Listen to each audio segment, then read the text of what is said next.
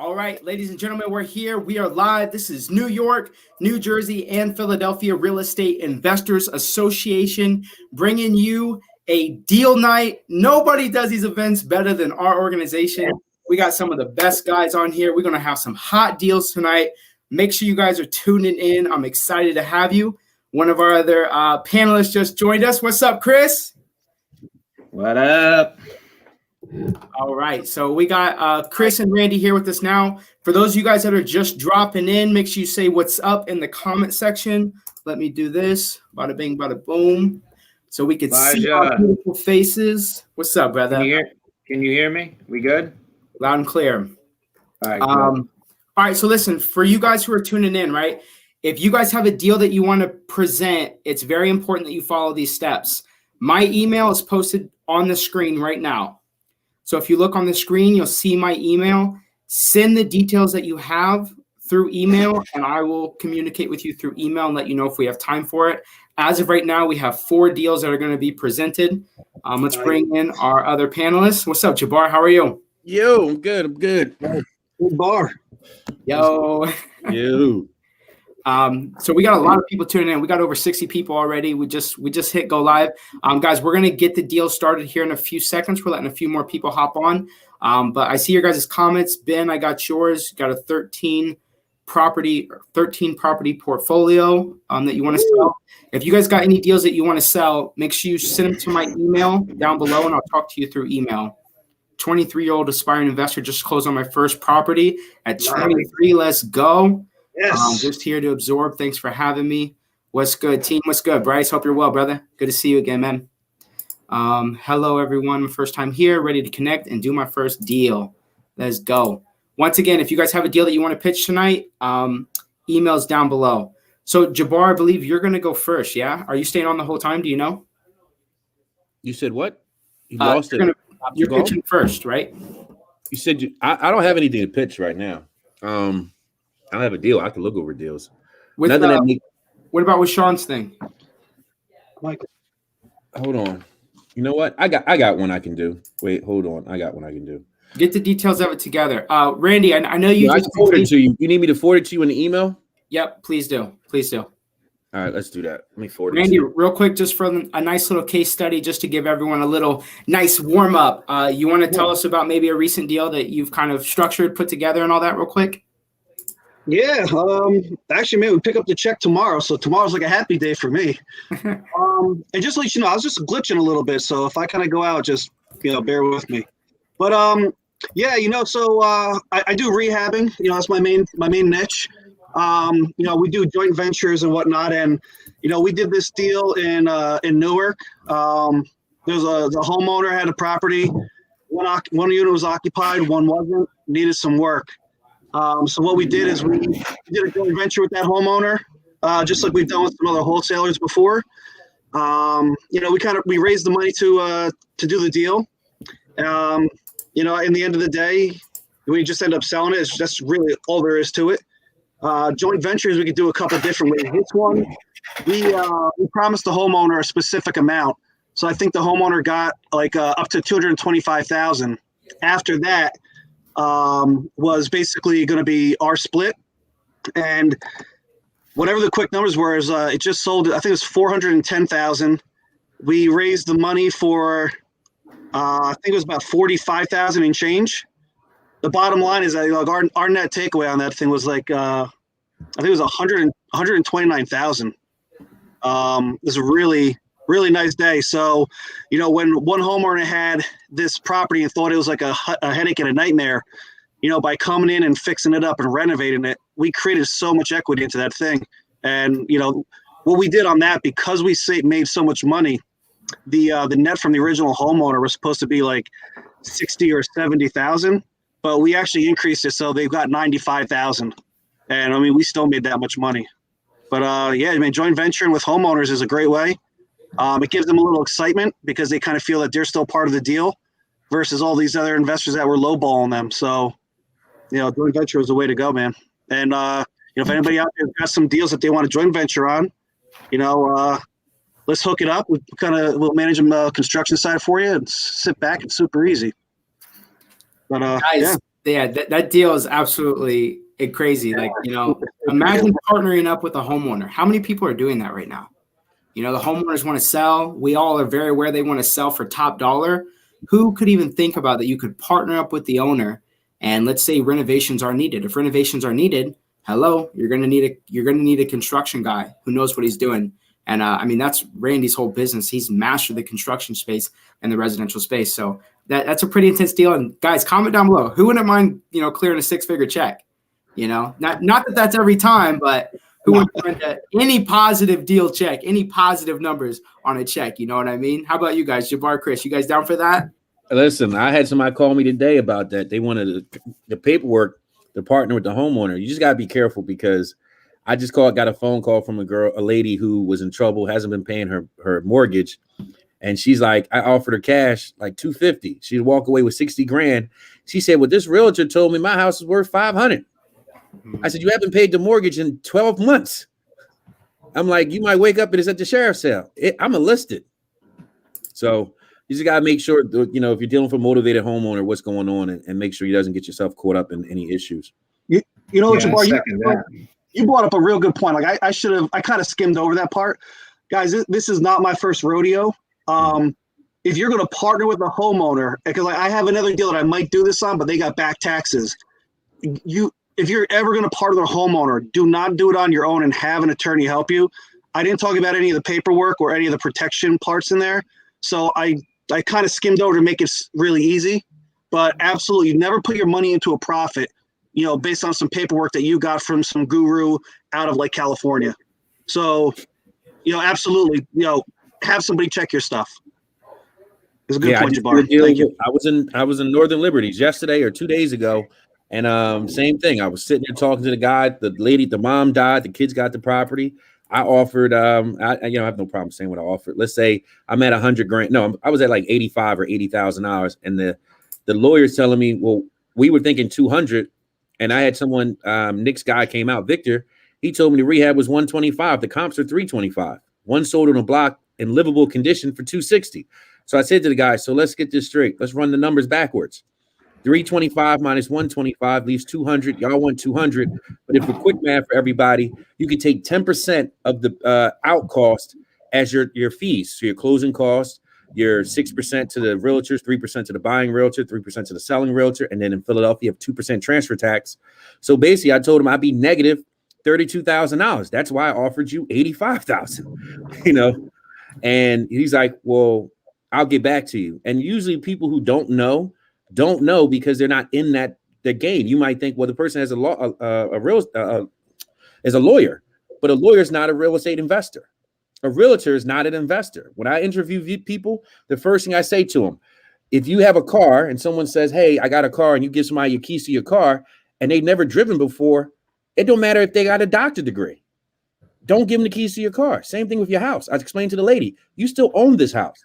So no matter what someone else tells you, you have to look at what the money is that you're going to pocket and what you can do with it, not with what could possibly happen 6 months from now, a year from now, because I've lost a few houses of my own. I'm not the person who gets on here and talks shit because the sky is always sunny. I'm the person who's lost 2 properties to the sheriff's sale, have definitely fucked up a lot of rehabs because contractors have told me, yeah, the rehab's only 15 grand and it turns out to be 35,000. Or wholesalers who told me how great a deal was. That's why I said I didn't have any great deals, because I don't put out shit. I tell people the time, if the deal don't make sense to me, I ain't putting out. I don't give a fuck if you're giving me 50 grand, because my word and what I do in this game over the last 25 plus years is always good, because I know my numbers. And before I send it to you, I go, well, let me check. Let me get a contractor out here and tell him, give me a number. You know what I mean? If I'm usually at $71 a square foot, sometimes 75. I used to be able to get it for 65, but the prices of materials going up. So I always tell people, take your ass to Home Depot, because the 2x4s used to be $1.62, $1 something. They're now $6. So all the numbers people give you now are off. So anybody who's been sitting on a project and they're like, oh, Jabbar, man, the guy told me he could do it for 25, add another 10,000 to it, because the material costs have gone up. But, that's my little advice for everybody, man. I always tell people, I got to keep it real with you. I don't sugarcoat anything. Everything is not for everybody. But when you have a deal and the numbers make sense, you will find somebody who will work with you or give you the money or partner with you. And if you partner with a homeowner, just make sure they give you all the information. I need a recent mortgage statement from the mortgage company itself, so I know how far behind you are and what I got to do to catch you up. And I also need to know, are you going to the sheriff's sale on Wednesday next month? Should be running title before you do that deal. Even that, you know what I mean? But people bring me deals and I'll be like, did you get the recent mortgage payoff? No. Did you get any information? No. But you want to sell. Did you look up the taxes? Did you go on there BRT and see what's going on with it? No. Well, you got some work to do. So, you know what I mean? Let's go, Elijah. I sent you an email with that deal that I got sent. Did you see it? I don't know what that means. You going surfing? Sorry. Yo, we're just gonna screen share it, so you'll be able to. You can share your screen. Yes. I can share my screen. Hold on. Yeah. Click the screen share button. You have that power. I mean, I got some porno on here. Wait a minute. Whoa, hold on, Jabbar. Come on, man. Come on. I'm messing with you. I got the porno. Yo, Chris and Randy, send me your guys' contact info. People are already asking for it. Send me your contact info in the private chat so I can send it out to everyone. Guys, I see your comments. By the way, this is where we're going to be doing networking. Jabbar, you just shared your screen. We're all good. Make sure you pull up the deal information. All right, guys, let's do the breakdown here and let's get into this. First of all, we're like 10, 15, we're 11 minutes into this, and think of how much value has already been discussed. You know, we've heard an example of a deal that was just completed, and we are diving deep into the details of what all needs to be looked at. Okay. And that's why this event, this organization is so special and means so much to me, because it's taken me as a 19-year-old kid and has completely opened up the doors because of just being able to connect with these speakers and you guys as the attendees, and to go into deals together and to, look at opportunities together and to grow together is the most important thing. And so I'm going to welcome all you guys. This is the New Jersey, New York, and Philadelphia Real Estate Investors Association. If you see my hands, this is not butter, okay? They're yellow because I've been juicing turmeric all day. I want to let you know that this is turmeric, not butter, all right? You guys that are watching right now, I want you to drop it in the comment section. Let me know where you're watching from. Are you coming from Philadelphia? You coming from the city? You coming from Brooklyn, Bronx? You coming from Jersey City? You three speakers, we want to hear from you first. Where are you guys watching from? I'm from Jersey City. Hey. Plainfield. I'm total in my office in Jersey. Wait, Chris, what was that, Chris? I'm in total. I'm in my office. Total, baby. Still at the office. Let's go. Jabbar? Grinding. Yeah, okay. Y'all can see my screen because I don't know. So I'm going to share it in a second. Okay, no problem. Let us know where you're tuning in from, Jabbar.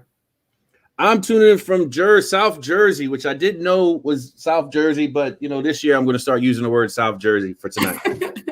Well, Jabbar, we love to have you, man. All right, guys, I see the comments. They are rolling in. Super excited. We got Jose from Bayonne. We got Bryce from Philly. Shout out Philly. Reese is from Camden. Tamara is, I've never heard of this town. Cinnamon. Very interesting. That's Jersey. Where's it at? South Jersey? That's Jersey. No problem. Jersey, right? We got Gaines Investments from Mawa. Central Jersey. We got a Facebook user from New York City. Shout out. We got a lot of people from New York. Brooklyn's in the house. Alex from Brooklyn. Ooh, we got Delaware. Montez. Shout out Delaware. Let's go. Do a few more here. A few more love. Come on. We got Clearon from Brooklyn, and we got to do one more. Come on, give me something good. Here we go. We'll do a Philly. Joe's from Philly. Shout out Philly. All right, guys, I want to welcome you guys. This is deal night tonight. We're literally going to have four deals right now that are going to be absolutely amazing deals that we're going to get to dive into. We're going to get to look at the deals together. So if you're brand new to the business and you have no idea how to analyze a deal, this is the event for you. By the time this event is over, you're going to get to know exactly how these guys look at construction, how they're figuring out if it's a profitable deal or not, and if it's something that they would invest in. Okay. And if you yourself, you have any interest, reach out to the speakers, reach out to the presenter and build that relationship. And, if you can submit an offer and get something under contract, make it happen. But with that being said, we're going to have three panelists with us here today. These guys are all experts in their field. We got Jabbar out of the Philly markets. Chris has done stuff all over Jersey and he's got connections in New York and Philly. And Randy is he's the guy to work with in New Jersey as well. Okay, so we're going to get to hear intros from them in a second. So the way this event is going to run is we're going to have the presenters come on. They're going to present. And as they're presenting, the panelists are going to ask questions, and then we're going to open up to you guys. So you guys are going to have questions. It's very important that you guys use the comment section to post your questions. So if you guys have a question that comes to mind, use the comment section, post it there, and we'll pin it up. Each deal is going to be presented for about 10 minutes, okay, which means 2 or 3 minutes of the presenter speaking about it, 2 or 3 minutes, probably 4 or 5 minutes from the panelists, especially with Jabbar on here, and then and then we'll have a few minutes for the audience members to ask their questions, okay? And at the end of the day, if a deal's a good deal, someone's going to move on it, and I'm very confident in that, especially with these 3 titans in here right now. Okay, so final note before we get into intros from the speakers, I do want to let you guys know we are a membership-based organization. Okay, we have a very special event coming up, our Fix and Flip Summit. And this is going to be our first Fix and Flip Summit. We just had a wholesale summit, I think it was last week, and it was absolutely amazing event. Had over 90 people there. I got all sorts of great feedback that the presenters that spoke at the summit, they were very honest. They were very real. They were speaking really tactical things. Randy was there. How was it for you, Randy? I actually went back. I watched all that stuff, man. I was loving that part. I stayed the whole day. I did not leave. Randy was one of the Randy was one of the speakers, but he was networking, and it was a lot of value. And I know there's some of you that are here that was at the wholesale summit. If you guys wouldn't mind posting in the comment section and letting me know how was your experience at the wholesale summit. Bryce just said mind-blowing event. So we have our second summit coming up. It's in February. February 20th, this is going to be our Fix and Flip Summit. Now, the ticket prices for these go up to $100, okay? And the reason that is because we are bringing out real guys that are in the business. They are giving us their time, and they are telling us exactly how to do certain things, whether Randy spoke about estimating rehabs, right? Jabbar speaks about how to acquire properties, whether that's you direct to the seller, or maybe you're bringing the buyer in place. But much more than the education that's provided from the attorneys that are there, from the contractors, from the investors, how to do lead generation. It's also the network, okay? It's also the people that are also there. You guys are allowed to network with each other, start to build those relationships. And more than anything, like we all grow as a community. Alex said he loved it. We appreciate you, Alex. Giant Investment says wholesale summit among the best I've attended. We appreciate that, brother. Thank you so much. But it's mainly because of the speakers. The speakers delivered an absolute amazing job, and we're going to be doing the exact same thing for the Fix and Flip Summit. So you guys are going to make sure you want to be there. This is the only thing that we're offering today. Once again, ticket prices are up to $100. So how do you get access to this?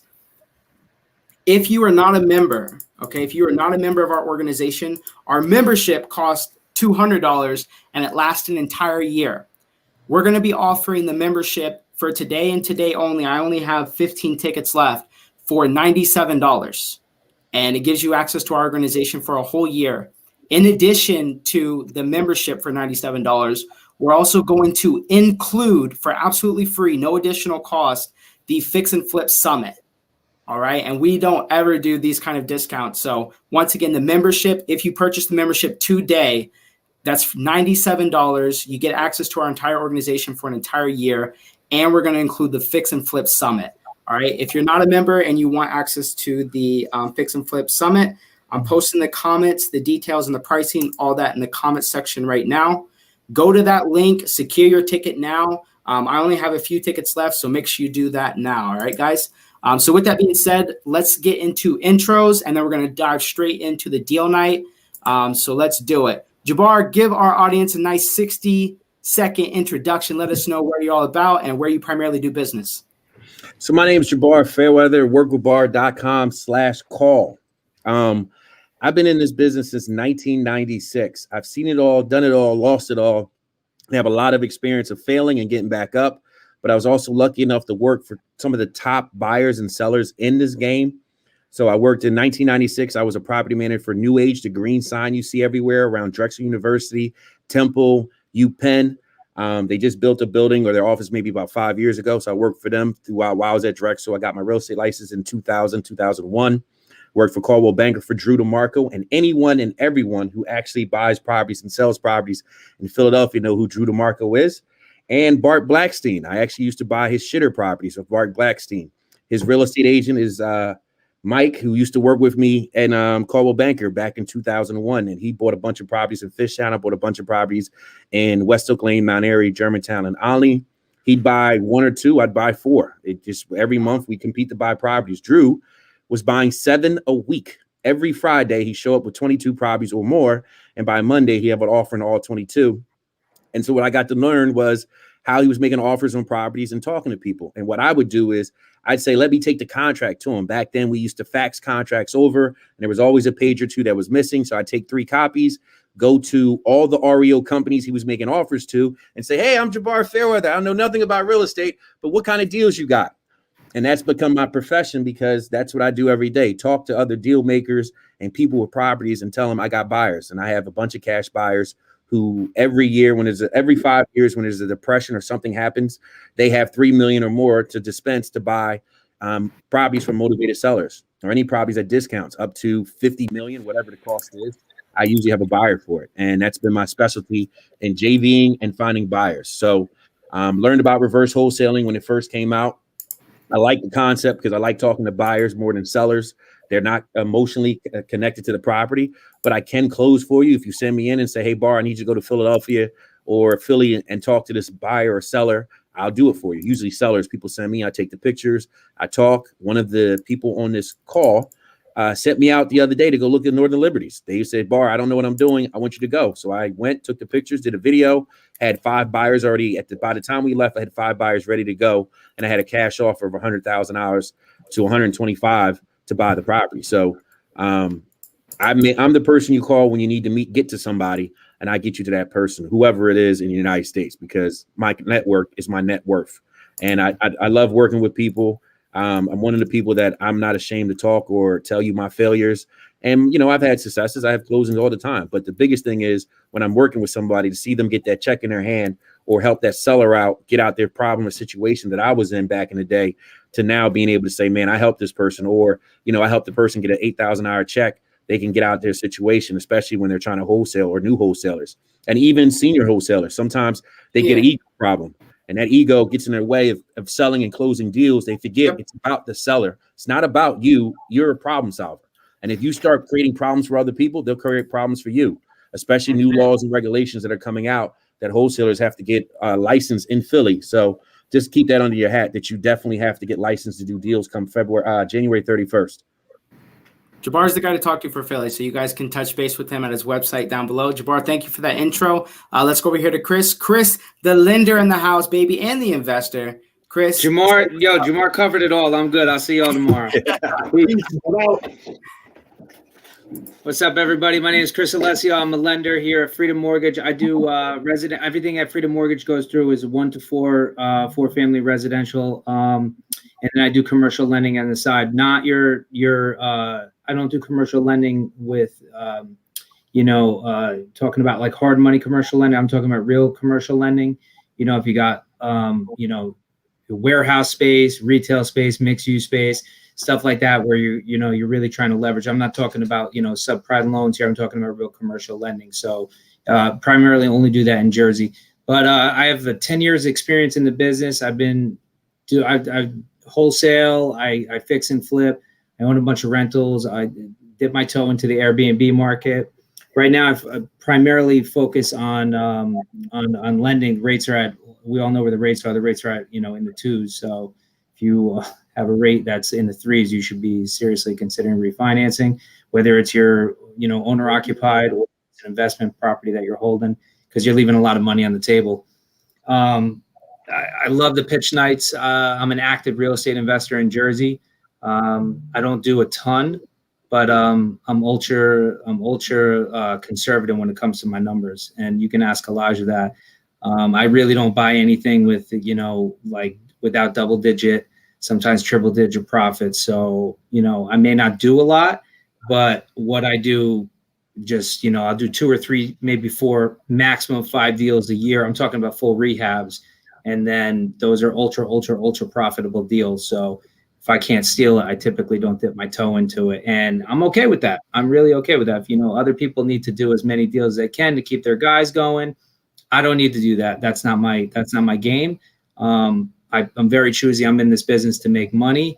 I'm in this, and when I do my flips, I'm in this business to make money. So I'm not looking to just be a flipper, and I'm okay with that. And, so my experience as being on the lending side has really helped me become a much better flipper, a much better investor, knowing the way that money works. I definitely highly recommend anybody in the game, focus on your education, whether it's trying to understand the lending part of the business or the real estate side of the business, because if you're a wholesaler and you're just starting out, go get yourself licensed. That will make you a better wholesaler. If you're in the game and trying to be a flipper, go and try to shadow somebody and add some value to somebody else that, you can team up with, you can JV. It'll make you a better flipper. It'll make you a better investor. Nobody knows anything. Nobody knows everything. So, we're forever students in this game, because I'm still learning things. The guidelines are changing daily, especially with COVID. Things, 6 months ago, or I should say back in April, almost a year ago now, the guidelines changed. It was a big wave of new guidelines. Now they're starting to ease up a little bit. So, if you don't know the guidelines, when you even try to have to exit a deal, you could end up holding the deal a lot longer. You could end up, leaving a lot extra money on the table.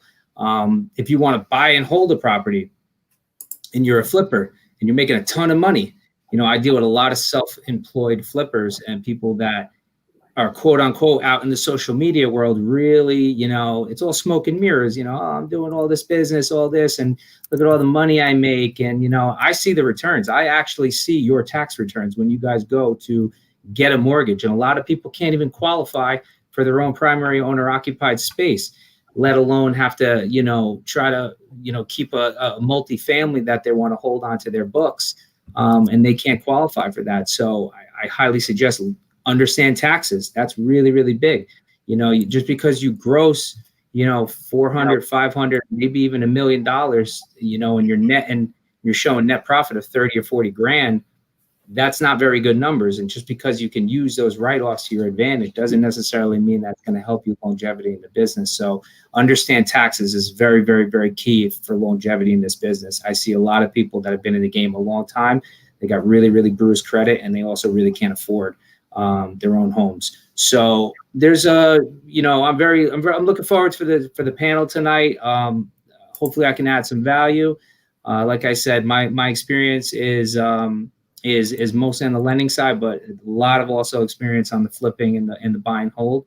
So I'm definitely looking forward to the panel and looking forward to seeing some good deals, junk deals, kick them to the curb. I'll be very honest with everybody, and again, it's my opinion is just my opinion, but hopefully I can add value to the panel tonight. Chris is gonna give it to us live, baby. I hope y'all ready, man. We got Jabbar, master wholesaler. Chris, a tremendous amount of experience in the lending world as well as the fix and flip space. And last but not least, we got my man, Randy Kuhn. Randy, say what's up to our audience. Please keep the intro to like 60 seconds. I'm running behind here. Love you. Because of you, Jabbar. I'm kind of glitching out. I'm kind of glitching a little here, so I'm going to speak through it. I can't. Yeah, Randy, it's bad. Randy, if you can hear me, it's really bad. Well, just to say this, Randy's the man. Everybody, make sure you contact him. He put his phone number out there. Randy's done a lot of deals, properties, fix and flips. Jabbar, you're not supposed to pitch for him, Jabbar. What? I mean, if you got it, this is deal night. We help each other. We don't let people fall off on the trees. That's all. Randy, you here? I think he fell off. I removed him just to see if it'd reload, but he's back in now. It's not loading. Yo, can you guys hear Randy? Can you guys see Randy? Comment down below. Let me know. Can't see Randy, buddy. Or no, you can't. Can't see him. Let me text him. See, I tried to help you. You didn't want my help. I'm saying Randy was the man. Well, the reason we'd be on this panel if he wasn't. Everyone on here is the man, Exactly.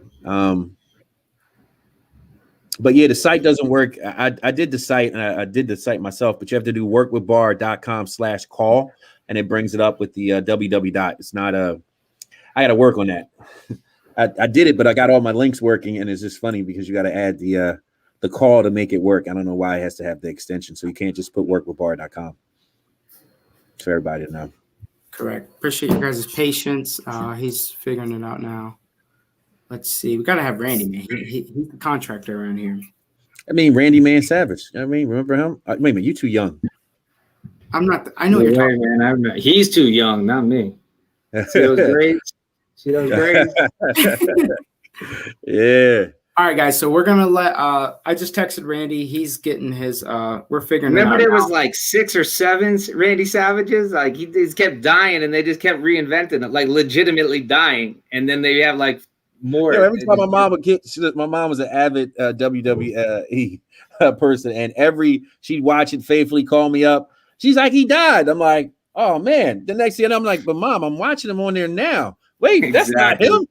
Yeah, exactly. All right, guys. Let's go ahead and get this. Let's get this started. Randy's going to Let's do join us. this. When he does, we'll catch him up. So Jabbar has the first deal of tonight, and then we'll have Adam. Then we'll have my guy Ben, and my guy Mike Vera will finish us off. So we have a deal, 2 deals in Philadelphia. We have 1 deal in Jersey, and then 1 deal in New York for tonight. All right. So let's get this thing started. Comment down below. Let me know if you're fired up to get this started. Either send the fire emoji, give me a thumbs up, or say, oh, yeah, in the comment section. Make sure you're ready to see these deals. Put it down below. Let's go. Let's go. And Jabbar, you ready?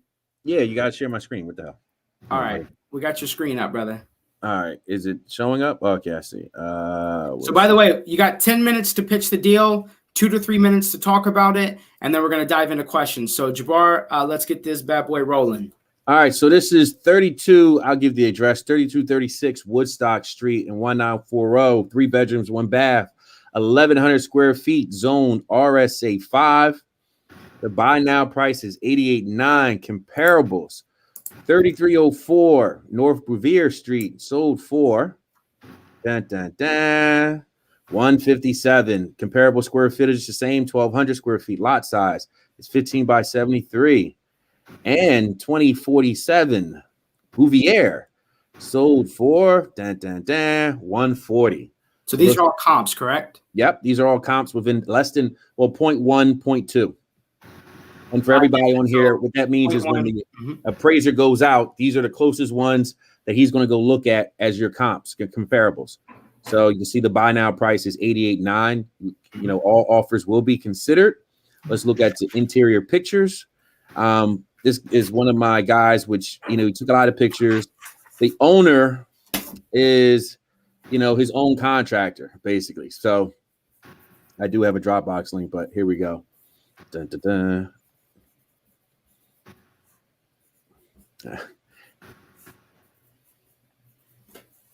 All right, so these are the pictures. So we got the bedroom, another bed. Oh, they're all labeled up top. Good. Slow down a little bit. I know we're kind of in a rush, but just so people could check it out. So it looks like there's drywall up, right? I don't see any plaster. Chris, you see any plaster there? Now he so basically had the property rented. Then he kicked the tenant out and he started to renovate the property. So, you know, basically, you know, now you can get people out. But he went back, started to do work on the property. Actually, solid rental. You know what I mean? I think that if once all the junk is out the property and you see it, you'll be able to see that this is probably one of those ones that really doesn't need, you know, $20,000 or $30,000 worth of rehab because look at the kitchen. Oh, wow. Yeah. So, you know, when those cabinets like that, they're in good shape. Yeah. When you kick tenants out, you have to make sure, you know, hey, you know, file paperwork saying that this is what they left. Take a good amount of pictures showing the condition they left your property in, but there's no holes in the walls. There needs a banister. He took the banister off. It was broken. But other than that, I mean, this was a very nice property when he rented it. All right, so just to review, we got the purchase price. The asking price right now is $88,900. The ARV, we saw a few different comps there. There were some for like 120 up to 135, yeah? Yep. Okay. So I can actually, let me see here. And in terms of this renovation, because, I mean, the property looks like, you know, it's definitely not in severe condition at all. What would you say are the most important things that do need done? Cap the windows. That's what basically showing. But the side, you can see that he did the sides already. Still got black cabin to go around on it. So it's in good condition other than finishing up the bathroom, cleaning it up. You need to put a range hood. Hold on. What I always tell people to do a couple videos. Let me show you the bathroom. So what I like to do is take a lot of pictures and then do videos, 3 or 4 videos. The bathroom needs to be finished. Like I said, I was about to redo everything over this. Okay. By the way, I see your guys' questions. Keep the questions coming. Okay, if you have a question that comes to mind, drop it down below. I'm going to pin it up whenever we come to you guys for questions. Okay. So by the time we go to closing, that will be painted. I'm gonna try to get them to paint it a normal color, cream. You got to always be careful. People always get funky about things, but Randy, you here? Well, now I am on my fucking phone, man. I have no clue what just happened. No, we're good. Yeah, it's much better now. So just so you know, Randy, Jabbar's pitching a single family in Philadelphia. The purchase price is $88,900. ARV is 120 to 135. And we're going over the rehab right now. I mean, you could see the pictures, the condition of this place. Looks like there's some new moldings that are up. The kitchen cabinets look fairly decent. The appliances are there, right? That's a huge range. And it's one of the dual door fridges too. Those are great. So this is the condition that we're looking at. This property too. The highest comp is 150. If you went back in there and actually just cleaned everything out, somebody would probably give you the 150 for the property, especially in the neighborhood. It's probably one of the better looking houses in the neighborhood. He was just being lazy about cleaning it out. He said, man, I'm just trying to get it off. So that's why we got it for the number we got it for. But if you look, if you look through the pictures, it's definitely a good, decent deal, especially the comps. I could tell you that somebody's going to pay you the $1,200, $1,100. If you go to rentalmeter.com, you probably can get the $1,100 to $1,200 a month. If you refinance the property, we'll definitely get your money back. And, all offers are open. So just so you can see. So I see a lot of people asking, what's the rent? Jabbar just said in the $1,100 to $1,200 range. And he got that data from rentalmeter.com. So, please do your due diligence. But that's the data that we have at the moment, $1,100 to $1,200, 3-bed, 1-bath, right? 3-bed, 2-bath. 3-bed, 1-bath. 3-bed, 1-bath. All right, let's go to questions. Let's start off with Chris, since Chris was here the whole time. Chris, what questions you have for Jabbar? All right, so you got this under contract already? Yeah, it's under contract. So, and this is a single family, obviously, and you're saying the comps are, I'm just going to guesstimate, right? Going back to that page, like 135, 140. Oh, you're saying 157? There's a 157 and there's a 140. All right, that was back in, all right, so June and October. I mean, okay, I'm not too familiar with this neighborhood, but, personally, I'm not a fan of single family holds. This would be a flip if I was going to do it. I don't personally like the deal for myself. I think this is a wholesale because I see that it's in actually really, really good shape. So this just needs a heavy cleaning, a deep cleaning, maybe some tile brush up with some grout, blah, blah, blah. It's got, maybe a few windows here. You could probably get away with putting like 10 to 15K into this max. Maybe a point on the purchase, meaning like, $8,000. It's like of what you're asking, I would say maybe about another point of, closing costs, buying costs, all that in together. So I personally think that this is probably worth 130, 135, but maybe with that being said, well, I could be wrong. I'm just saying, for me as a wholesale, as an investor, I would not invest in this because the margin's too thin. I think personally, you got this under contract for the right number, and I think you should finish this deal. I don't think you should sell this deal because I think you're going to make out like a bandit on this one. This is in a really, really, really good shape. You probably got 15K of a wholesale fee on this, whatever. I don't really care what it is, but that's going right to your bottom dollar. That's going right to you directly. Why would you even wholesale this out? I mean, I get it. It's a deal for deal night, but like this doesn't necessarily make sense to me as like screams, let's buy it. You know what I mean? You could probably make 50, 60, 70 grand on this just doing it yourself. So, Chris, real quick, because I know people are asking, if they because this doesn't need too much work, I'm pretty sure you could get maybe even a conventional loan on this. Easily. Would it make sense? You want to run through the numbers of what that might look like if someone wanted to purchase this and maybe reflip it or hold it? All right. So if you buy it for Jamar, what do you think the rehab is on this? Like 10K? Yeah, 15 if that. tops. Yeah, 10, 15K. yeah. All right, so it's at 13 88 to 15 on it. So if it's at 88 plus 15, and then throw another 5 onto that, so you're all in. I'm just going to round up from 108 to 110. You're all in at 110. If this really does go for, I'll give him the high. We'll go to 150. If it's at 150 on the ARV, then he'll have right there 110 divided by 150. That gives you right there 75% LTV. You could easily cash this out at 80% LTV. You probably get all your money back, and then whatever the rent is on the cash flow. But as far as it's a single family, so the max LTV on an investment cash out is 80%. So if it really does value, the appraisal comes back at $150, then you're getting all your money back. You probably have like 3.5% rate, maybe even a little bit lower as an investment property. I don't know how the rents are there. I'll take Jamar's word for it. He says it's about 1,200. Say Jabbar. Say the word Jabbar. Sorry, my bad. Like Kareem Abdul-Jabbar. Jabbar, my bad. So I'll take Jabbar's word for it. If it's like 1,200 to 1,300, that might be mailbox money for somebody. You know what I mean? For me, it's a little thin on the margins, but that's only because I have, like I said in the intro, I have just, my margin requirements are a lot stricter. So, but this definitely makes sense for somebody who wants to add it to portfolio, get all their money out and have mailbox money. Yeah, especially the fact that it looks like it doesn't need a heavy rehab. That's a beautiful way to start off.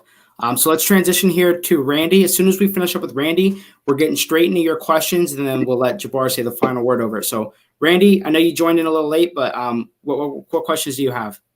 Yeah, my bad about that. I used to play around the Philly market years and years ago. So on this property, like what part is this? South Philly, I think, is the better part of Philly. Is that right? No, it's not South Philly. It's kind of like, hold on, like down by Logan, North Philly. I was more familiar with the North Philly. I also realized over there because, the value of this house is 150. So, even if someone's trying to net like 15% on the back side of that, it's going to be, what is that, like roughly about $22,000. A lot can go wrong. But what I know about those Philly properties, a lot of people are not, unless they're in like those higher end areas. A lot of people that are doing the renovations in Philly are almost, even though the retail, in my opinion, they're doing rental grades because you have to keep it lower.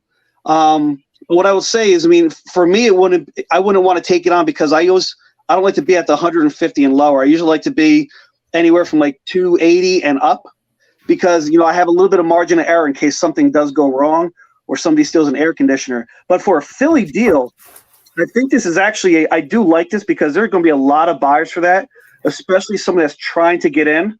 Because you don't find deals like that, in that condition. Granted, I didn't see like the basement and I didn't see the utilities and all that other stuff. But, carpet and paint, when we did our summit the other day, we were talking about carpet and paint. Like, this is almost less than carpet and paint. It really is. It's like a cleanup job.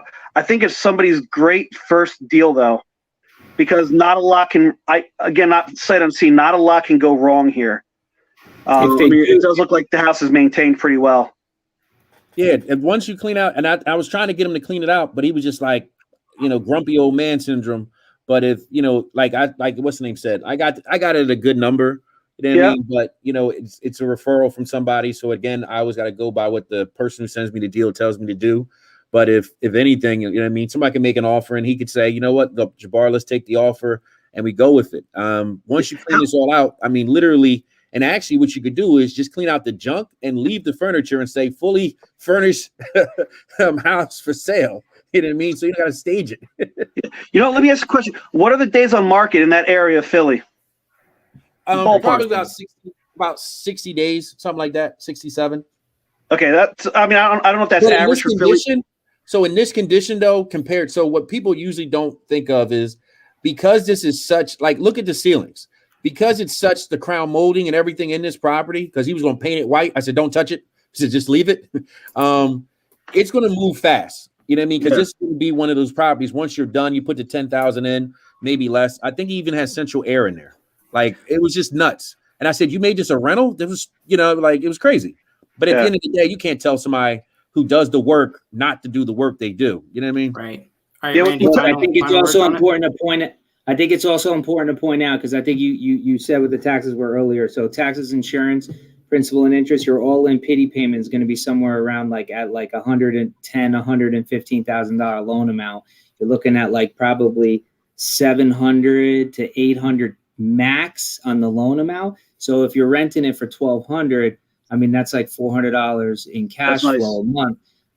So personally, I mean, With the ability to somebody wanted refinance, hold it, you pull out it's- everything, and you you can still pull get the out 400, everything. right? Exactly.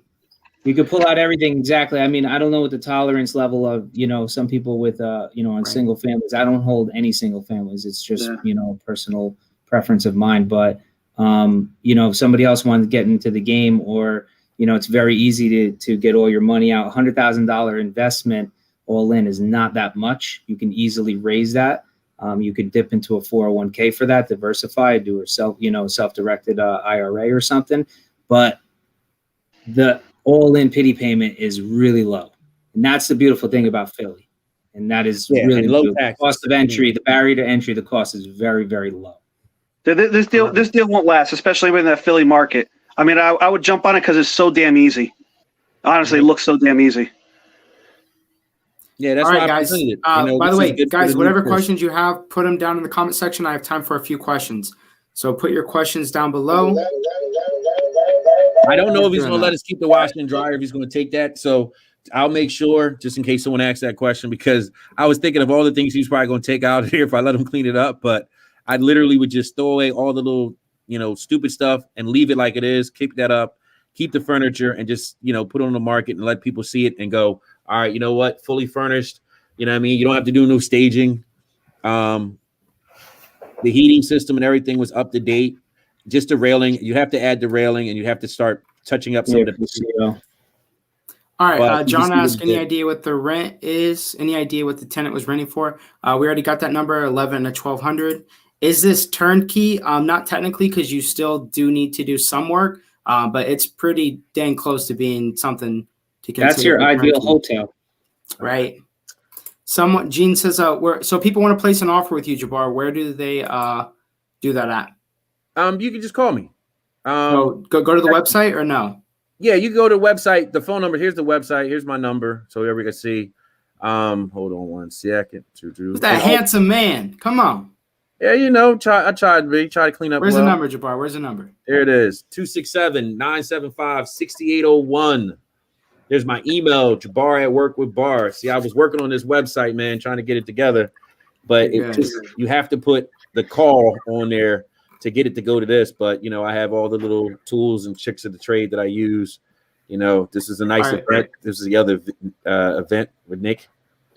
Yeah, baby. All right, real quick. What's the someone's asking for the zip code again? 19140, right? Yep. 19140. So Jabbar just pitched the deal. Guys, if you guys have any questions, or maybe you want to schedule to go and see it, or maybe you do want to place an offer, maybe this is an opportunity for you, reach out to Jabbar. You can go to his website and you guys can take it from there. So other than that, Jabbar, we appreciate the deal. Judges, any final words over this?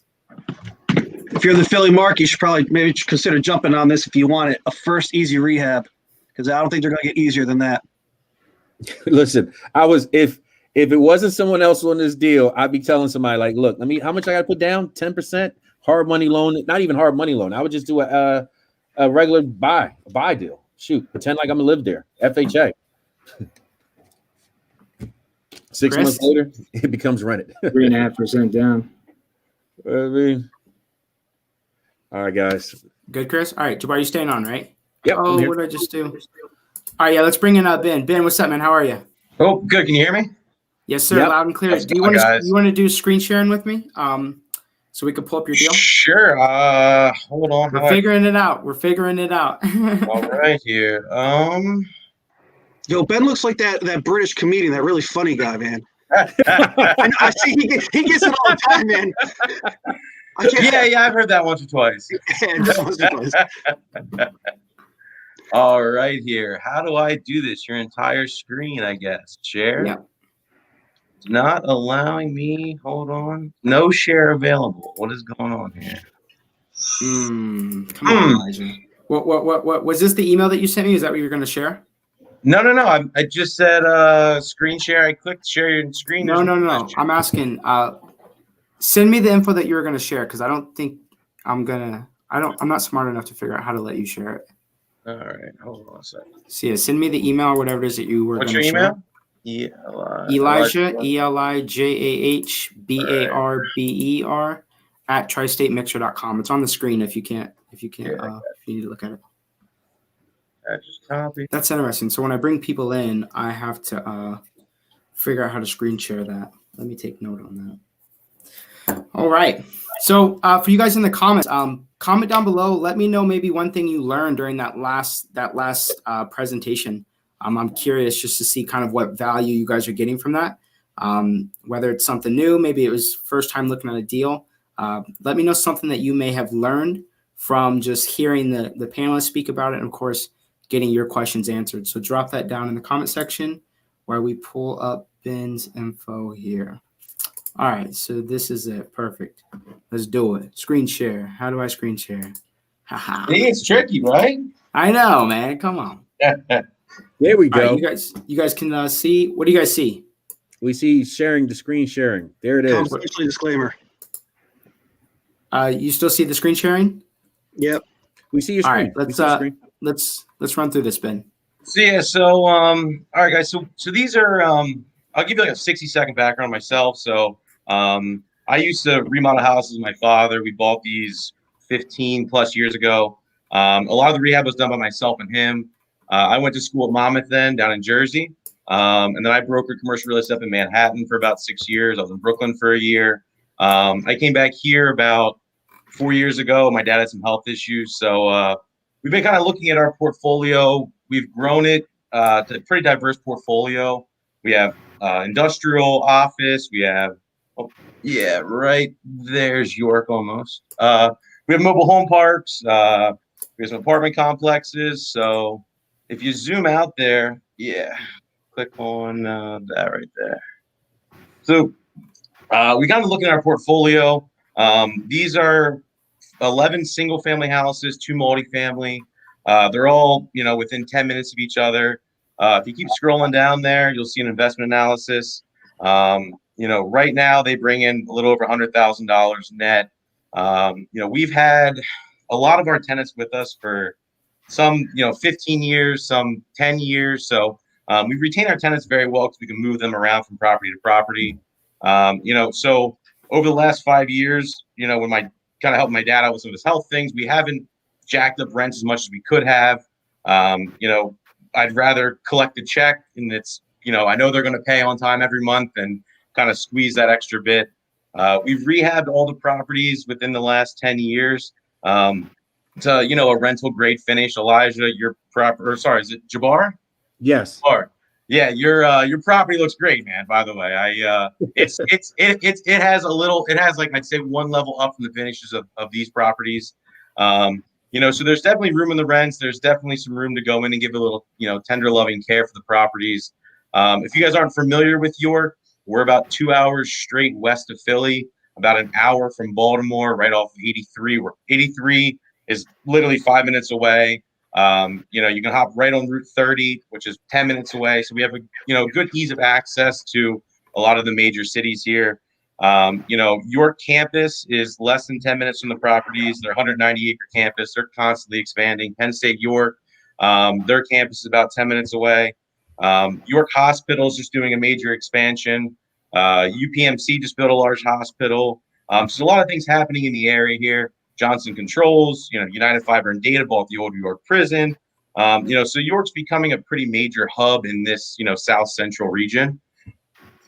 We rent these out for anywhere from 1,000 to probably anywhere from about 800 to 1,000. Some even 700 to 1,000 per month was where we're at. You can see the rent comps in the area are well above of what our average is. And the other thing is that they're all 5 and 6 bedroom homes that we have, except for the 2 multifamily properties. And, it's difficult to find a 5 and 6 bedroom home for rent in this area. People purchase them, they fly off the market. So to find something to rent like that, we have a constant demand. So we have a waiting list of people that as soon as one comes available, we go in, we fix it up, we do what we have to do, and then we already have a number of tenants that are waiting to go in the property. So our lag time and vacancy is very low on them, which is nice. So you can kind of, if you scroll down through, I just kind of listed all the properties individually. So I have to say, this is one of the better pro formas I've seen in a long time. Because he works in commercial real estate, he knows what he's talking about. I did this for a lot of years on the other side of the coin, so I know how to, kind of put it all together. And so a little of what we're moving to next, the whole reason of why we're selling this, which I'm sure a lot of people are going to want to know, it's a great opportunity for someone starting out. It's how we started out. It's how we build our business. You can check out our website. I just finished building it. It's allianceinvestmentre.com. And so we're looking to expand our business right now. I participated pretty much in everywhere in the capital stack in Manhattan. I was, on the LP, the GP, on the debt side of things. So, when I was brokering deals, I tried to put everything together, and I met a lot of people along the way. So we're looking to expand into some multifamily into New Jersey and New York, probably GP, like a 20 million-ish deal there. And then we're actually starting a cancer healing center nonprofit in Florida. It's cancerhealing.net. And we're going to be starting up that in Florida and the Keys. And so we're looking to purchase some property there in order to make that happen. So the awesome. asking, yeah, thank you. So that'll be a nonprofit in Florida, expand in New Jersey. And so that's, the whole reason for selling this was just to be able to have the capital, the 1031 to start that expansion, because that's going to take the next level of growth. And this is the one thing in our portfolio we picked out, that I think we'd be willing to kind of part with right now. And so for the asking price there, you'll see, I just put it at a 6.5 cap because I had a bunch of people that were like calling me that I had touched base in New York that were, with the whole rent stabilization, rent control, doodah that's happening there right now. A lot of people were getting out. I just threw a 6.5 cap on it, hit the, enter button, and that's the price it generated. So we're going to be hearing offers, probably do like a call for bid in April or something. So open to hearing offers on it and taking the next step. All right, let's get into questions, gentlemen. So just to review, we got 11 properties. 13 properties. 13 properties. 11 of those are single, and then two families, all within the neighborhood of York, New York. No, York, PA. York, PA. The asking price for the whole. You're selling it as one portfolio, right? People. Yeah, we. Like I said, I did. Oh, sorry. See, my phone's ringing now. It's busy day. But no, so we were asking a 6.5 cap. All the properties are rented out. We actually just had one of our longer term tenants move out. On Penn Street, you'll see the rent was like $800 some. So we're in the process of renovating that one and getting it up to speed. So there's significant value add on that property right off the bat. That'll rent out for probably $1,200 on that one. So there's a lot of room. I projected like 156 for your NOI. So if you buy it at a 6.5 cap with little money in, Chris can talk about the cash on cash. If you're going to put a little bit of money, down, a little bit of money you have to put into the properties, you can get a pretty good pop in the rents. And, then there's upside from there also. So. All right, let's get into questions. Let's start off with Randy. Let's start off with Randy. All right. So, Ben, when I was looking at those quick numbers, you're calculating for a 2% vacancy. Is that correct? In those beginning numbers, and you have 5% for management. Does that seem a little low? I think we did 3% for vacancy. And we actually don't do any management fee right now.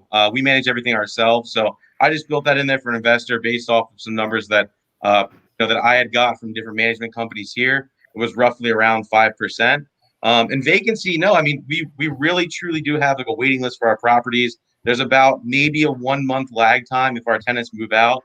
But like I said, a lot of our tenants we retain for 3+ years. So all right, I'm gonna spit some questions out quick because I got two other guys and I know we're running short on time. So don't mind me just spitting them out there.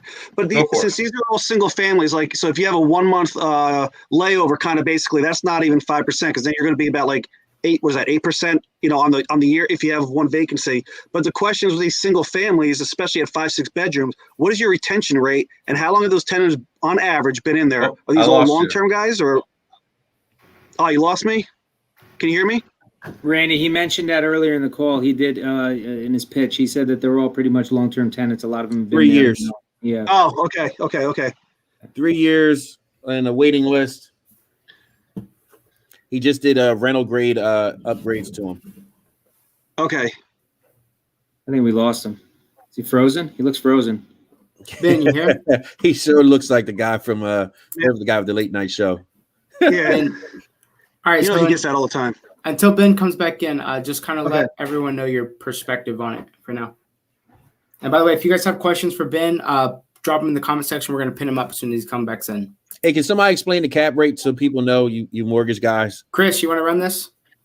Yeah, it's your cap rate. rates. You take it's your NOI. It's your net NOI of the profitability of the deal. So you take your gross cash and you divide it over your expenses, and it gives you your cap rate, and then that pretty much tells you the profitability of the deal. But that's based on no mortgage. That's basically on owning it cash. So then obviously if you're going to come in and mortgage it, that number will change. But the cap rate is based on, if you own it outright, free and clear. And for everybody on this call, depending on location, cap rate changes. So if you're closer to Center City, Philadelphia, you're going to have a 5% cap. As you go out from the center city of more desirable locations, the cap rate usually goes up. So basically, to give you an idea, Center City is a 5 cap. You go out to Rittenhouse Square, you go out a little bit further, Spring Garden, there's like a 6.5 cap. As you start to go into less desirable areas, you're going to get a cap rate between 15 and 19%. So location definitely affects cap rate, because that's basically your risk tolerance. So usually in real estate, if the cap rate is 10 to 15, you do the deal. Definitely when that happens. And definitely when there's something, more of flexibility, or someone's giving you money to close, they're carrying back a mortgage or something, then you're going to be a little bit, more tight on the cap. But if you're giving them straight cash, they usually can adjust that cap. I lost you guys again. Yeah, I'll just piggyback. I would just piggyback on that to say the higher, the more seasoned investors are definitely going to be more conservative with their cap. So if they're starting to see double-digit cap returns, cap rates, they may be more cautious to do that deal because it's probably a higher risk deal. But somebody who's more of an active investor might want to take that play.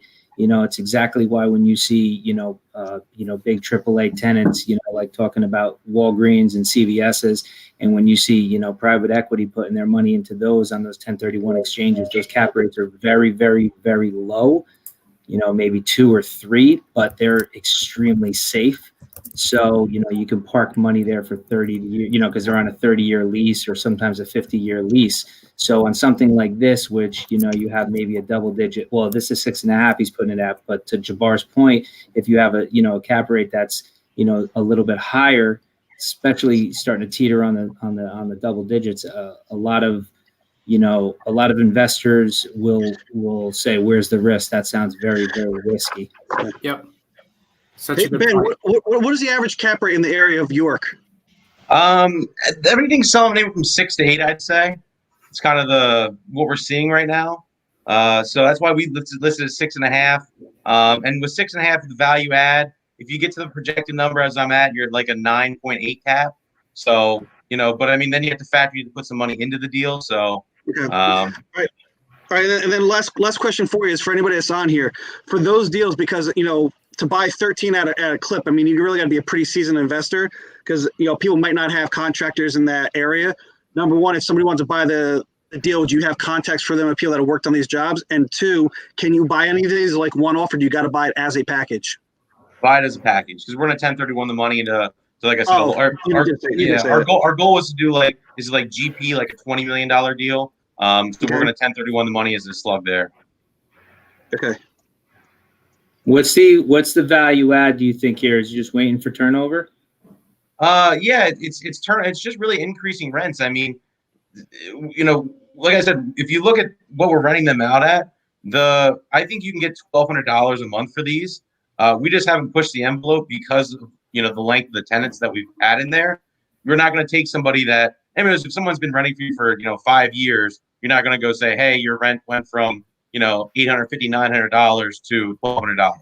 I'd rather just take the 800 or 900 and just call it a day. But they're all annual leases. They all do roll over. So if someone wants to come in, and just and cut that lease off, they're more than welcome to, and just put it out there in the market. And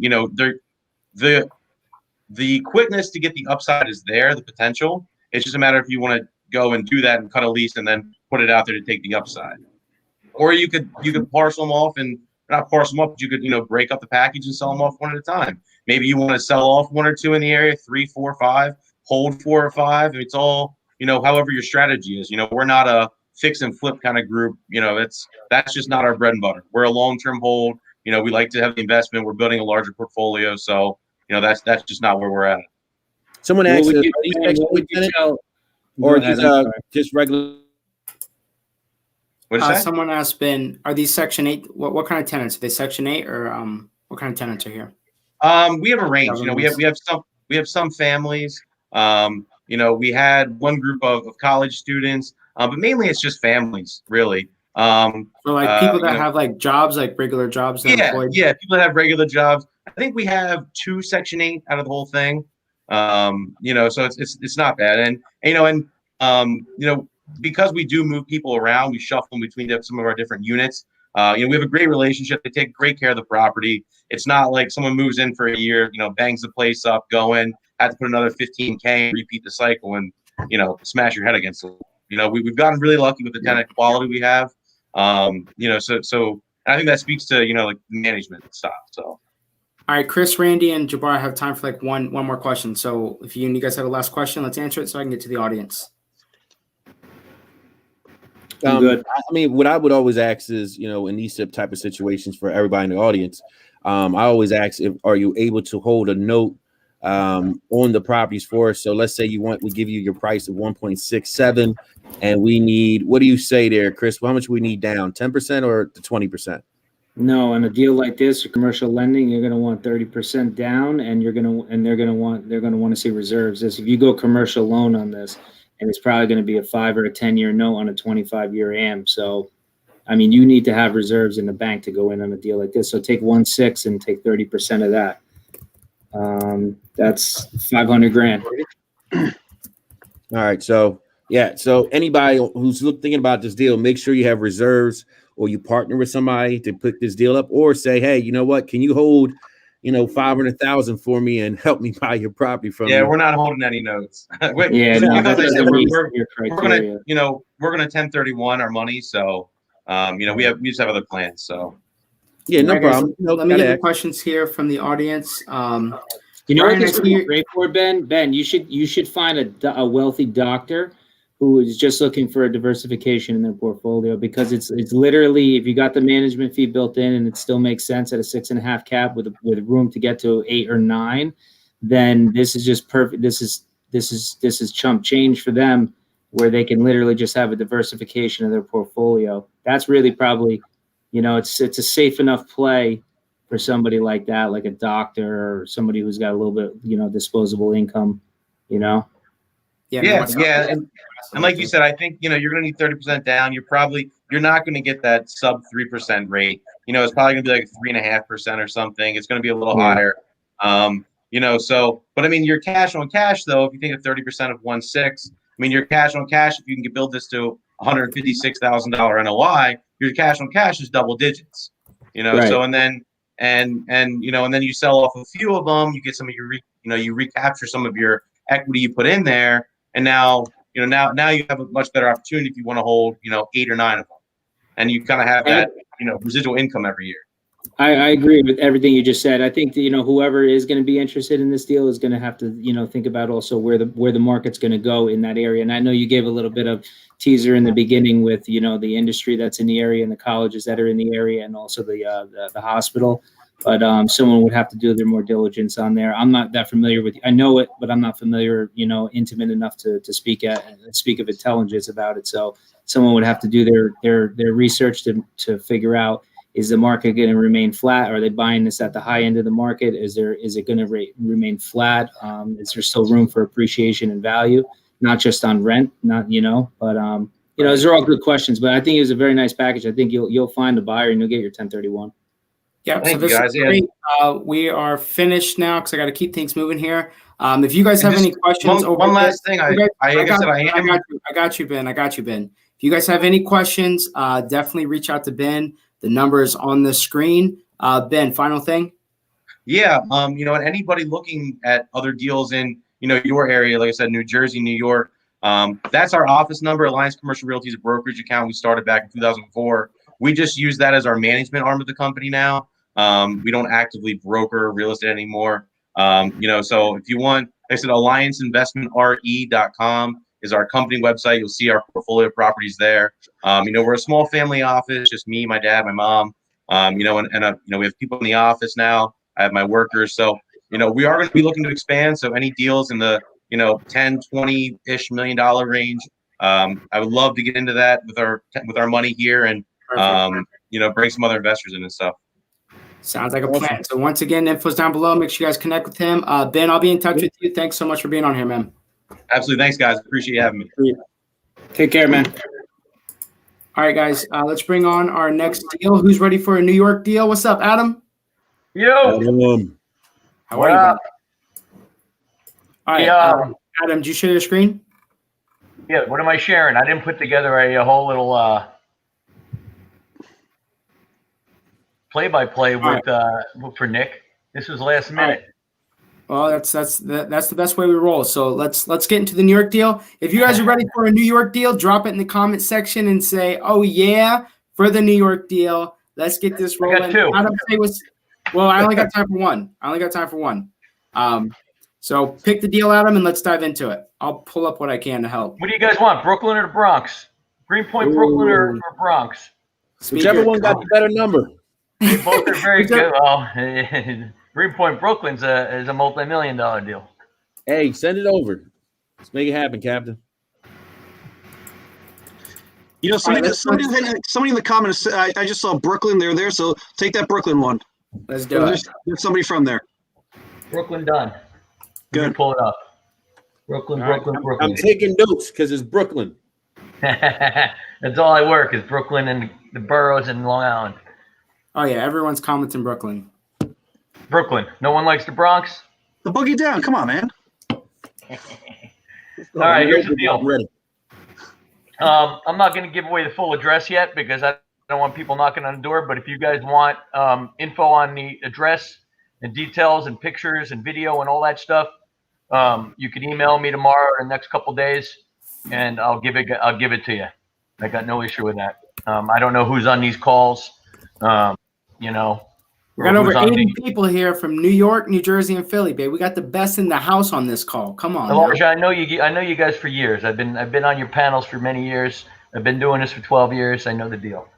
I got people that knock on my doors. I got people that sell me my own damn properties daily.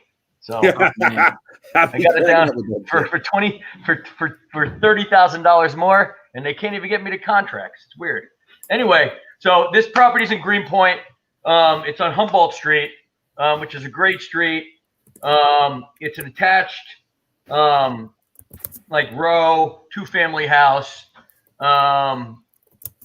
It's 18 by 100 lot, and I said it's a 2-family. The place is a complete gut job, down to the studs. The outside is very nice, actually. So on the outside, you don't really have to do much to it. The siding is really nice if you want to paint it a different color because it's red. I think it's red or burgundy. I'm colorblind. You might want to do that, but otherwise you don't have to do much work on the outside of it. You might have to put in windows and stuff like that, but in the inside, it's a full gut job. You do have FAR. If you guys don't know what that is, you do have some air rights. You have about, I would say about 1772 of air rights. Whether you could build up or out in the back, that's up to you. Because you have an 18 by 100 lot. That's your call. No garage, nothing like that. So, but it is a frame house. So there's a lot of different, it's hard to build up on a frame house. As some of you guys know if you're contractors. It'll be delivered vacant. It's going to be hard to get in right now with what's going on in the house. She's got 3 kids. They work out of the house and all that stuff. But the neighborhood's great. The numbers are right on. It has 3 bedrooms and 3 bedroom, 2 baths in each unit. Okay. The units are all over the place. It's cut up so bad. They had a sewer line break a while back. So I can't even see the baths. They have what? It says sounds like a winner. It smells like shit and cat piss. That's great deal. It's an amazing deal. All right, let's get into the numbers here a little bit. Well, let me give you what other details I have here. They have so basically the numbers are let me pull them up here. Hang on. Bear with me. Built in 1901, blah, blah, blah, blah, blah, blah, blah, blah, blah. It's a full gut, pretty much. Numbers. I'm asking about 1.4. Depending on what you could do, you're looking about 2.4. You need about 300 grand into this. There we go. So 1.4 from you. You think the value is 3.2? 2.4. Oh, there we go. So you want 1.4. I can sell it for 2.4. Yeah, you put about 300 grand into it. Gotcha. Yeah. You know, you add a little more square footage in the back. You maybe turn it into a single fam. You know, that's up to you. You know, there's a lot of different options you could do with that. The comps are there. The comps are 100% there. Some of them are 2.4. Some of them are 2.3. Some are 2.2. You know, I could just put it on the market tomorrow for 1.5, 1.6. I think it'll sell just like that in the current condition. See, that's my first question, Adam. Like, I mean, I get it's pitch night, so you know, let's throw out some deals. But these good ones like that, why don't you just list it? I don't want to close on it. There's plenty of spread, even if you had to raise the capital. Yeah, not in New York. You know how much does it cost to close in New York with New York City transfer taxes? Yeah, no, I get it. It's huge money. It's huge numbers. Yeah, but there's huge profit in here. So yeah, that's but I can wholesale it I could wholesale it all day long. I could assign it. I mean, I've been doing this long enough to know the deal on it. You know, I just figured, hey, you know, I saw the email from Nick. I said, Nick, you want some deals? Yeah, listen, I already sent you an email already. I'm not slow. Bottom line is, at the end of the day, you know, some people they're in the business of flipping contracts. Some people in the business of buying. Sure. If you understand who you are, if this makes sense for you, look into it. Yeah. Plus, you know, I've done the contract ND thing before. They ripped apart my contract, even though, you know, they used one of my lawyers on the other side. These particular sellers, you know, I pushed the lawyers, but you know, they had no interest in me listing it, assigning it, this and that. So I have different ways of going about it. You know, I could put it into a corporation, and you know, they want me involved in it, even though, you know, they'll never see me. Yeah, you know, you're all good. So, guys, if you guys have any questions over this 2-family, put them in the comment section. Judges, I'm coming to you. First question that everyone I can see is already asking is, any idea what the rents would be for those 3 beds, 2 bath once you do that roughly around $300,000 renovation? No, it's not really. It's more of people that move in there, strictly families. It's people move in and move in. Okay. So the tax rate on that? Big Polish neighborhood. Neighborhood. Question is taxes. What are the taxes? Taxes are, I think it's like $6,000, $5,000 or $6,000 annually, right? 4,800. Annually, right? Yep. That sounds so nice. How many square feet is this building roughly? Do you know? Of course I know. Above grade, the basement's above grade. We're looking 1,852 square feet with the basement. 1852 with the basement. And is this like in a historic? Is this in a historic area or anything like that? No. Anything to know about? No. Uh-uh. Okay. Got owner separate entrance on both sides, egress, regress, the whole 9 yards to the back, to the front. All right, Chris, Randy, Jabbar, what questions we got? I sent him an email so he could send me everything he got so I could get it checked out. I got a couple people in New York. You know, I just need to see the pictures, see what's going on, how bad it is. They got to rip up the street.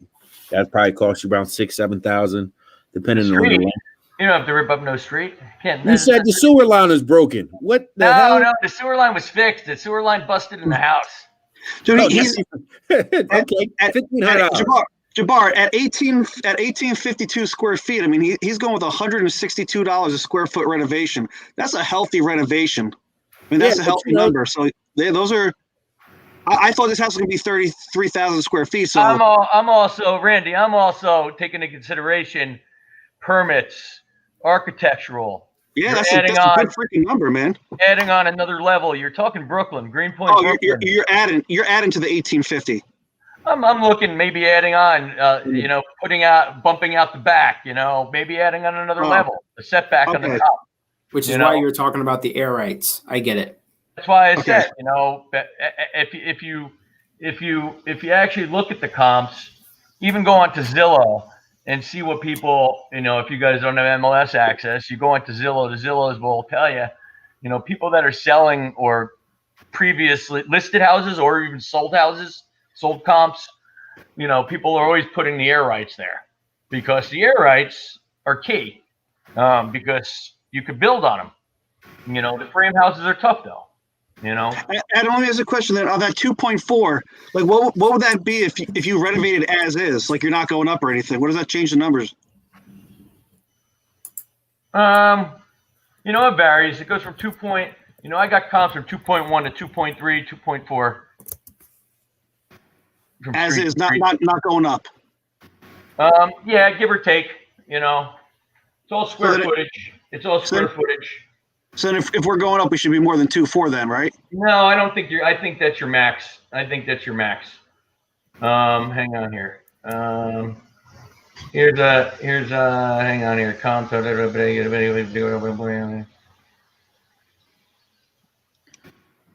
2.5. How long in the market for these? The 2.5, 2.4s? They sell within 6 months.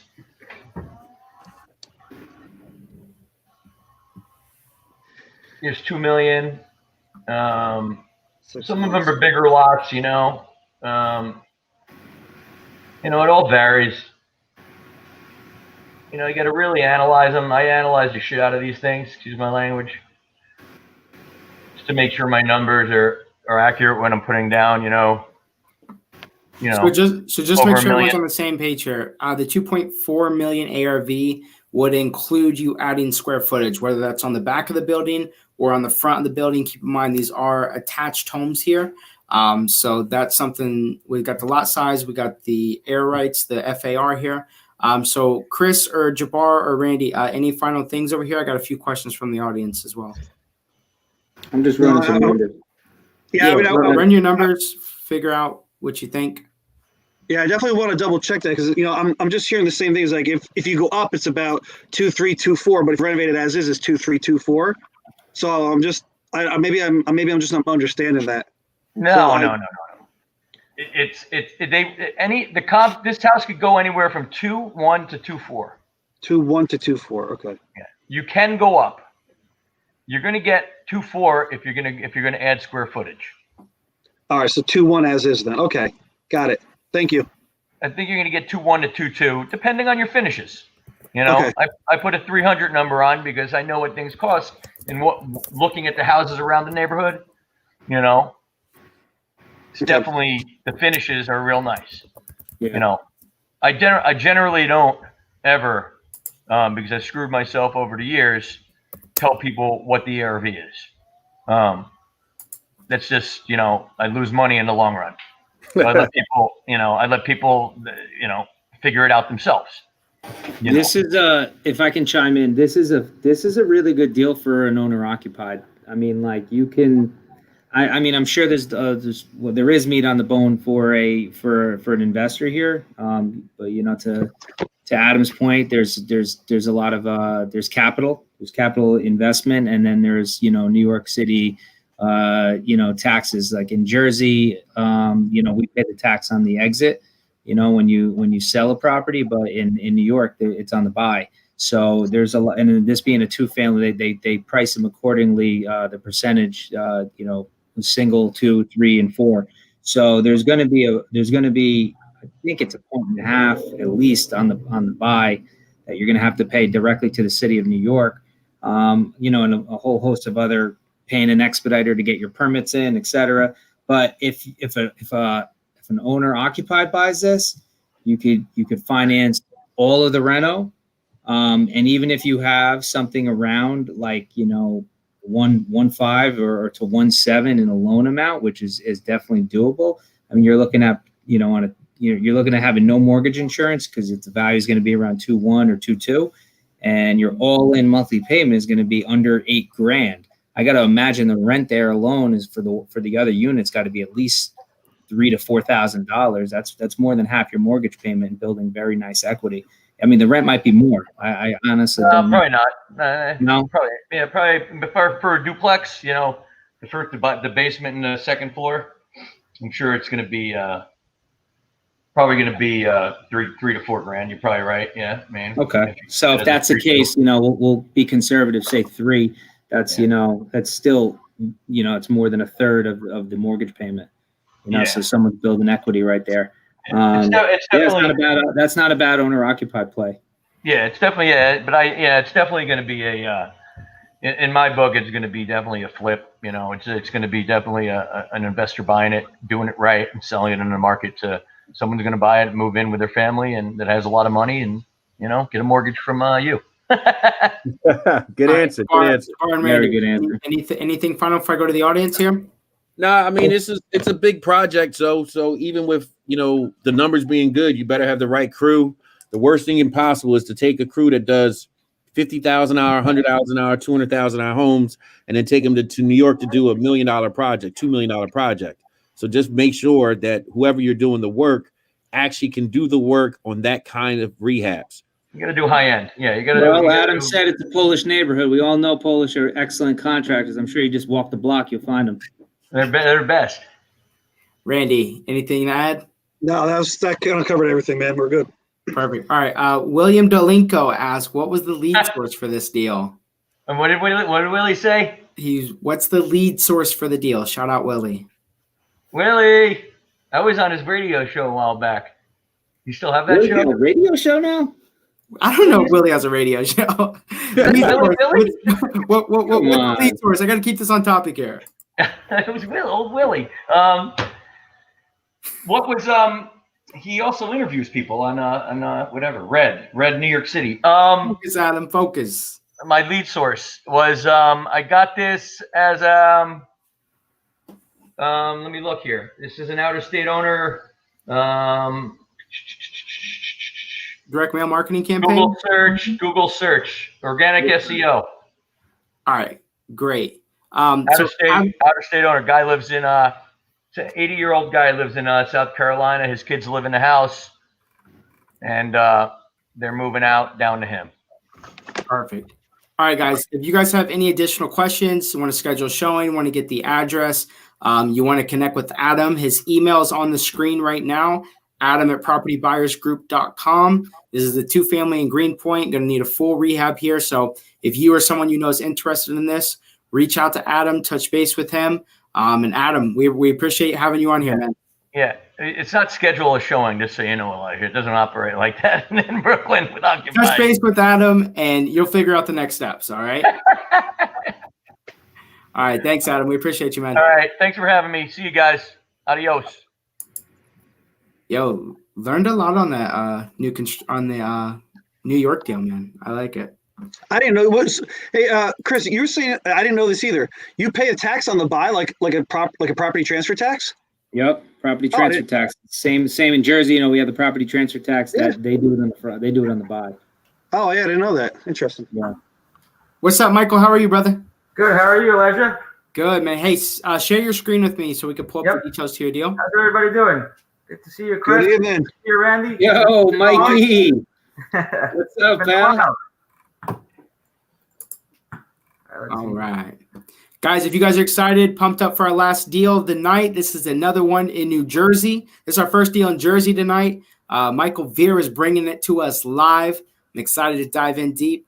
Let's see here. We got the screen sharing. Yep. You can't see that. It's really tough to see, by the way. If you could zoom in on it.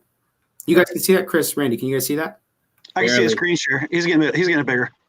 Okay. All right, so All right, guys. If you guys are ready for this last deal in Jersey, comment down below. Let's do the last one of the night. Let me get a oh yeah. If you're ready, stay with me. Let's finish this strong. Learned a lot today. It's been fun, and plus saw a few good deals, in the Philly markets, and maybe the New York one. Maybe, I don't know. All right, guys. Let's dive in. Michael, say what's up, and let's dive into the deal. All right, perfect. So basically, we got 2 lots here. As is right now, the way that they're sitting, it's 100 by 100 and a 50 by 100. The goal would be to do a lot revision because they're both owned by the same owner, and they're conforming with the zoning map in the area. So it would be 75 by 100, both lots. You're able to build around 3,000 square feet to 3,300 square feet in total. And it would be ground up construction to build 2 homes on there. I'm asking right now for the price, $498, $497, around there. And this is what the property looks like. Let's open it up so you guys can see. What was that asking price? I missed that. I was writing something down. $498 or $497. Yep, that's where I'm at. I do have a couple offers on it right now from some local builders, and now I'm just trying to get the highest and best offer by the end of the week. So this is what it looks like right now. It's a ranch. Let me see if I can zoom in the pictures. Mike, is this in the township? Is it Washington Township or the township of Washington down south? No, Washington Township, 07676. Like North Jersey? Like way North north? Jersey in Bergen County. Yep, right next to Paramus. So it's a ranch. Just some pictures. This is the lot. It's a wooded area on the right. I don't know if you guys could see the pictures well. Not. It's a little tough. Oh, there we go. Nice low rancher. Yep. You got a lot of tabs open, buddy.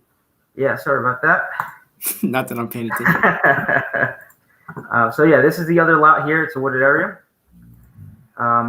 So I spoke with the guy in the construction department. He said as long as you knock down this, you could do the lot revision. Should not be a problem. So the goal would be to knock this down, and once it's knocked down, then do the lot revision and get that 75 by 100 on each lot. So I just took pictures of the inside. I don't think it would matter if you're knocking it down. Originally, when I went in, the goal was to do an add level, but I ran the numbers and it was a little bit tight. As if you were just doing an add level for the numbers, you might as well just do a brand new construction. So that's why I took pictures of the interior and everything on the basement. So let me just show you the comps. I have some comps on the outside. This is what it looks like from the outside as a whole. Mm. And I have the survey as well in here. So you guys can take a look at this if you guys need to. My man is prepared. That's what I like to see. Yep. So there's a survey. It's just for the one lot for the 100 by 100, and then the 50 by 100 sits right next to it. And I'll show you guys what it could be. Cool. So this is one sold for $830. Something similar. This guy has 2 lots as well. I don't know what he's building on the side there, but something like this, essentially. He had a different layout. I spoke to another builder. He had one on Jefferson Street. Let me see if I put that comp up here. If not, I will pull it up. Let's see here. I don't think I put it in here. But he had a comp. He's going on the market next month or this week, by the end of this month, I believe. And his is going for a high price as well, around in the 800s. Those 800s, are those like the 3,000 square foot homes? Right. They're about 3,000 square feet. This one sold right down the block.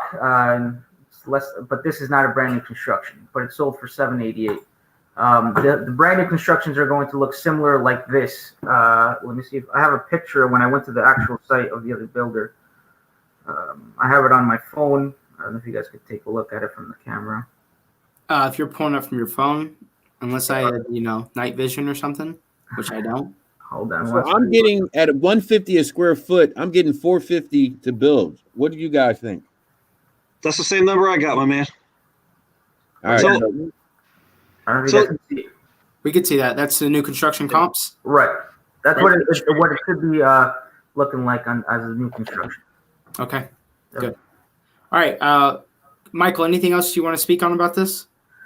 No, I mean, yeah, I ran the numbers as 120 a square foot. I did do numbers at 150 originally. I ran the numbers at 120 because when I spoke to this builder, he could do it at 120. So that's why I kept the numbers at that. I spoke to 3 different builders in the town that have done or are in the process of finishing their new constructions right now. So All right, let's go with Jabbar, Randy, Chris. I'll start with Jabbar. Any questions? Well, I mean, I can't go by what I always tell people. You know, if your mom was my mom, I wouldn't be here. But I can't go by that. I can only go by that my mom was a hard worker and she worked her whole life. So ifs and whiffs, we don't do that. We do what people normally go by. So your range would be 120 to 150. On average, it's 150. And because a neighborhood guy does the work, that don't mean he's going to do it for 150 for me. I always run my numbers based on what other people would have to pay, not me, because I'd probably have to pay, you know, if I pushed it and run the project myself, it might cost me 130, 140, but I don't have those relationships over there. I don't know anybody over there. So they're going to charge me out the ass because I don't know anybody. So I got to go by 150. So I come out with 450 to build. And then you go after what you're asking. And then, you know, if it's 6 months holding costs, what's going to happen in the next 6 months or 3 months, we don't know, especially with a new president and what rules and regulations might come out. And we don't even know if the vaccine works. So you got to be careful on new construction properties, especially. The good thing, though, is you have 2 lots. You know, that's, you know, could be your make it or break it right there. What else you could build on that other side lot, which you said is 50 square foot by 100, I guess. So for me, I would have to run my numbers off the 150 because that's what I'm assuming I'm going to have to pay to a builder who doesn't, you know me and he's going to charge me that cost. I just talked to Brian C from Design Blends, and that's what he's getting charged to build is 150 to build his properties. So that's what I got to go after. And so assuming the numbers for the rehab do come in at 150, you're getting a construction cost of around 450, right? Yep, 450 for the 3,000 square foot builds. And at I 480 would actually put that higher. I'm not even lying. Right now, with material costs, I would go higher than $150, especially if you're just straight the investor. If you're not the one swinging the hammer, I would probably even factor 155 to 160. Yeah, guys, that's a good point, you know, because that construction cost is astronomical. But I did actually meet a builder the other day, and he currently he is doing 120. But that's a good point, Chris, because like I'm not, you know, most people are not going to be the actual builder. So just like Jabbar said, you're going to have to hire somebody, so you got to account for that. But my question with these projects, I know we're short on time, so I'm just going to kind of hit it. One, do you have plans approved? And when you're doing the lot rezoning, whatever that was, what are the costs associated with that, and how long? Because you're gonna, in order to do that and get that approved, you're gonna have the ownership of that property. So before you even break ground, there's gonna be a time frame. So when Jabbar was saying you may hold for 6 months, it's probably gonna actually be a little bit more than that anyway. You might be looking at a 9-month hold, but what are those costs involved to do that? Yeah, so you're not going before the zoning board to get a variance. You're just doing a lot revision because both lots are owned by the same owner, and they're conforming within the zoning in that space of the neighborhood. So when I asked, because I spoke to an engineer and another builder, they said that it would just be like a simple application as if you were getting the permit for construction. But you would have to get the permits for the demo first. You would demo first, and then once it's flat, then you can do the lot revision. What you guys got for demo costs? 25,000? No, that's way too high. I got a guy that quoted me at 12,500 with the dumpsters. Okay, that's all good with the dumpster. 20,000, 12,000. 12,500. Yep. That's good. Mike, are these how much do you think it would cost to demo that? septic or is this sewer? Sewer. And you said they're 2 conforming lots after the revision? Correct. Okay. All right, so you had 450 and 12,000, 462. All, and then what are you charging for? What are you asking for property? I was 497. So where's the money at? What do you mean? If it costs me $450 to build, and I'm paying you $497, where I make my money at? ARV could be anywhere from 830 and up. You gotta split the each land is call it 250 on a piece of land. Yeah, Right? so you got 450 for the build on each property. You got 450 is 900 plus the 498. That brings you to 1248. So call it 1250. So 1,250,000. Add the little extra fees. You got to add your permit fees, add your demolition fees. You're probably at like 1275. At the $800,000, it's going to pull you to $800,000 each, because that's kind of where we're at. That's 1.6. So you're at 1.6. You know, the difference from 1.6 to 1.250, maybe add a little bit extra things I'm just not thinking about. It's almost like a net of 350. Did I do my math right? 350? Because $800,000 each. Yeah, it's basically a net of 350. What that calculates percentage-wise, I'm not sure. Let me figure that out. Here's the question, Chris. Would you do this deal? I'm trying to hear the number again. So 250, or Mikey, it's 500 for, call it 5, right? So 500 for the buy. So you're going to split your cost basis is 250 a lot, hypothetically. Right. So okay. What I did. Go ahead. What I did was I looked up the other builders, right, that I mentioned. I know it's different. You guys could probably do it for 150. Like, this deal would work only if you're doing the build yourself. Like the other builders, they bought the lots between 240 to 270. That's what they paid a lot. Right. And they're 75 by 100s in the same town within a 0.2 miles radius. And they bought within the last year. So that that's what their numbers were. And I went based upon those numbers. Because they're going to there's two that are going on market. One that already sold. The one that sold for 830. And there's two more coming. But the other comps that are nearby, there aren't new constructions, and they're going for 800. They were either out of levels, or they were, they weren't new constructions. They weren't like the ones that you would end up doing the finishes on. Yeah, so new constructions theoretically should end up higher than 800. So what do you think the ARV is, Mikey? 950? No, I'm thinking conservatively like about 850. That's what I'm thinking. I wouldn't say 9. There are comps for 9 something. There's another one, brand new construction for $1 million, but the lot size is way bigger. So isn't the second lot smaller? So if you do the lot revision, you'd have 2 75 by 100 lots. Okay, and now I get the frontage is 100 on the first lot, 100 by 100, and then the frontage on the second lot is 50 by 50. So you just divide that 150 by 2, and you get 75. So here's my math working backwards. I'm going to take 850 as my sell. I'm going to take 5% off of that. I'm down to 807. Okay, because 5% for commission, realtor fee. And then they got. I'll charge you for. Thank you. You're very kind. You got a lot of influence. And then take another. It's going to be another call to point, right, for NJ transfer tax. Okay, that's $8,000. So take that off that number. Then you're going to take 450 off the build. Approximately, that's probably would be my number, probably even a little higher. And then 250 for the cost basis per lot. That leaves me with approximately, before carrying costs and anything, that leaves me with like $100,000. So to me, I can make $100,000 without doing a full flip. So this is a builder grade flip. This is a builder grade buy, because I have to factor. I think you know that too. This is a builder grade. Yeah. Yeah, this is not. And then times that by 2. That's a lot of risk for that. Yeah, the only way this deal would work is if you can do the cost at 120. You got to do the cost at 120. And you can't GC it. It's got to be someone it's got to be a GC who is also a builder, who's like actually swinging hammers himself. Right. The guy that's doing the 120 that I know of, like that was the guy that builds for K Hubnanian. So he does that kind of volume, and that's where his numbers are. So it's like I don't even think I could even get that done right now. Because you guys are hearing this, just for everybody who's listening to us. One of the things I tell everybody: go walk into your neighborhood hardware store and see where your prices are.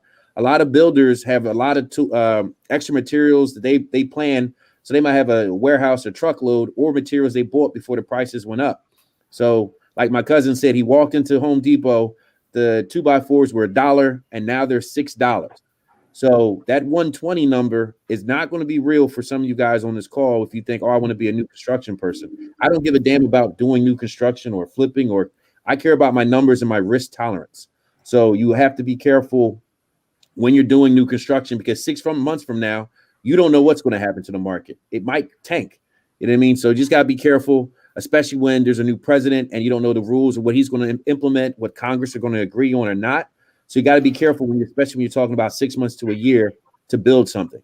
A lot of people jump out the window. Someone just did a project last year and it closed this year. The guy lost $40,000. The builder made money. The guy who built it made money, but the person who put his money up in risk lost 40 grand. And they built a duplex, condo duplex, whatever you want to call it, a bi-level, whatever you want to call it, duplex, and made him condos, and he lost money because the first one, made money, and the second one he lost. So just be careful. I always tell people I don't do ifs and what ifs and make believe, unicorns and rainbows. I do what the numbers tell me now, not what they told me in the past. So when I go look at my numbers, I go ask people, what do the people I know in my influential circle can do the work for? And then my risk being after 6 months from now, where's my out? What's my exit? And can I refi if I had to hold on to the property as a rental? And then would the rents cover my mortgage? If the rents won't cover my mortgage, if something goes wrong, you can't call Chris, you can't call Randy, you can't call Michael and say, Mike, I need you to rent the property from me for at $850 at $4,000 a month. They're going to tell you, I already have a place. So got to be careful about that. You know what I mean? But I would definitely, what I would do to market this property is go in the neighborhoods, talk to the builders and see what's going on. You know what I mean? I'm on these things. I always try to be as real as possible with people. I go to the builder and say, hey, builder, I got this lot. And then I would ask you, Michael, why didn't the builder buy it from you? If it's a good deal, the guy at 120 would have bought it. Well, I think he's got it. I think he's got Mike did say he's got buyers already, so he's got that lined up. But Mike, my question to you is, if I got a buyer in that area and it works out financially for you, are you willing to co-wholesale on that? Yeah. Okay. Because it's not for me, but I do know somebody that builds right up in Washington specifically, because we did a deal, and I do believe your numbers are, above that 830, because we just did one for like 3,100 square feet. It sold for 750. There's a little bit more we could have done. So I know the new construction up there in Washington, I know that's probably going to be over 830. So I believe your numbers. I think that's safe too. I mean, I honestly, 250 a lot in Bergen County, in that part of Bergen County. I think that's a pretty good to buy dirt at 250. All right. Well, we just dove through that deal in Washington. If you guys are interested, have any questions about that deal, and I know Michael's got a lot of stuff he's working on, definitely someone to connect with. Michael, you want to shout out how people can get in touch with you? Yeah, sure. Best way is email, and if you get the Google Doc link, all my information and contact info is on there. All right, so send the Google Doc link, right? Mikey, check your text. I will. Thank you. All right, Mike, thanks for being on here, bro. We appreciate you. All right, guys, I'm putting the link for Michael's deal, so if you guys want to touch base with him, that's Elijah, real quick, for everybody that's on the call right now, if they were paying attention, Chris just said, hey, Mike, check your text. Jabbar said that to it was Adam or somebody before. He's like, I already sent you an email. So the guys that are on this on the webinar, just realize that's how quick things go, and that's why it's cool to come out to these. But I was like, they don't wait till the webinar is over to send a text if they're if they're interested. Just you can make the numbers work. Like I said, I always tell people I only know the people I know. So if I don't know the area, I can't go by what other people say. But Chris might have a guy who could do it for 120. But just full transparency. The reason I texted Mikey, one, I'm friends with him, so I texted him that I'm going to connect him with a buyer because I know someone who would be very interested to buy that. So I'm not going to look to co-wholesale on this because I'm going to put my good foot forward. And then if he can make money on this deal, I don't need to eat on every deal. But if I do right by Mikey, maybe next deal that Mikey comes around and he's going to think of me. He knows where I like to operate, and then he'll think of me and he'll take care of me. So especially in Jersey and the tri-state, it's a very, very everybody knows everybody. You always got to put your best foot forward and don't try to eat on everybody's deal. Sometimes it's just not worth it. Let somebody else they've already done the legwork. If I'm just making an introduction, I don't have to eat. Unless I do more work on it, then yeah, maybe I do want a piece of the action. But you know what I like about that, Chris? You know what I like about that, Chris? You know, when we were talking, Jabbar said it too, you know, on the weekend thing last week. But what a lot of people should realize right now is Chris is valuing the relationship. The reason, and just so you know, the reason why I was saying about the co-wholesales for everybody that's on here, realize just because you're not the end buyer, there is no way to do it. Because when I presented a deal out there and people did reach out, because like, you know, what I'm trying to establish is like they can contact me and I'll split my fee so they can get their feet wet. But I was like, if you don't ask, you don't get. But that was kind of more for them. But I do actually have a buyer that I'm going to reach out to. But you're right. I haven't talked to him in like a year, but this would be a good thing to drop a little nugget on him. So when I do some building, it may hook me up a little bit. But yeah, value the relationship over anything. And you're right. You know, if you do that, you're right. Mike might say, hey, Randy, you know, thanks for the referral on the last one. Like, you know, I was thinking about you. Here's a great deal. You might get something that, you know, nobody else sees. And that's powerful. Powerful stuff. Yeah, no, that's this community. Listen, all it takes is one bad deal. You get blackballed in this business, especially in this community. Everybody knows. Everybody knows. I said all the time. I said it'll take you 50 deals to get a good reputation. It'll take one to fuck it all up. Listen, this is how I test. The CEO of a company that was doing, I think he was doing like $1 billion. He said, if you call somebody, they don't pick up your call, you know your relationship with them. And what I did was I called the guy in a text message. He answered. He picked up the phone. Jabbar, what the hell do you want? I said, yo, I'm sending you $50 because I was trying to prove a point. If every time you call somebody and they know your money, they're going to answer your call. But if every time you call somebody, they don't, because right now they go, oh, his deals are too much. I don't even want to talk to him because he's wasting my time. So don't waste people's time. I only call people when I got deals. Like with this one, I would send it as whatever he did to a builder. Even though I know it might not work, it might be a lead to get a conversation, see what he's working on. You know what I mean? On my people's side, and I was like, yo, you know, it makes sense at 120. They might say, hey, Jabbar, I don't think I can do it at 120, but they might know somebody. But I got them to pick up the phone because I sent them a deal and say, yo, I got a deal for you. Hey, check this out. See if this can make this work. And maybe it don't, but they'll give you the referral. But now you got that lead back from being cold to warm. Because a lot of times, like he said, he didn't talk to somebody for a year. You send that deal to somebody. Now they go, wait a minute. I've been waiting for your call. Wait, what's going on? What's this going on?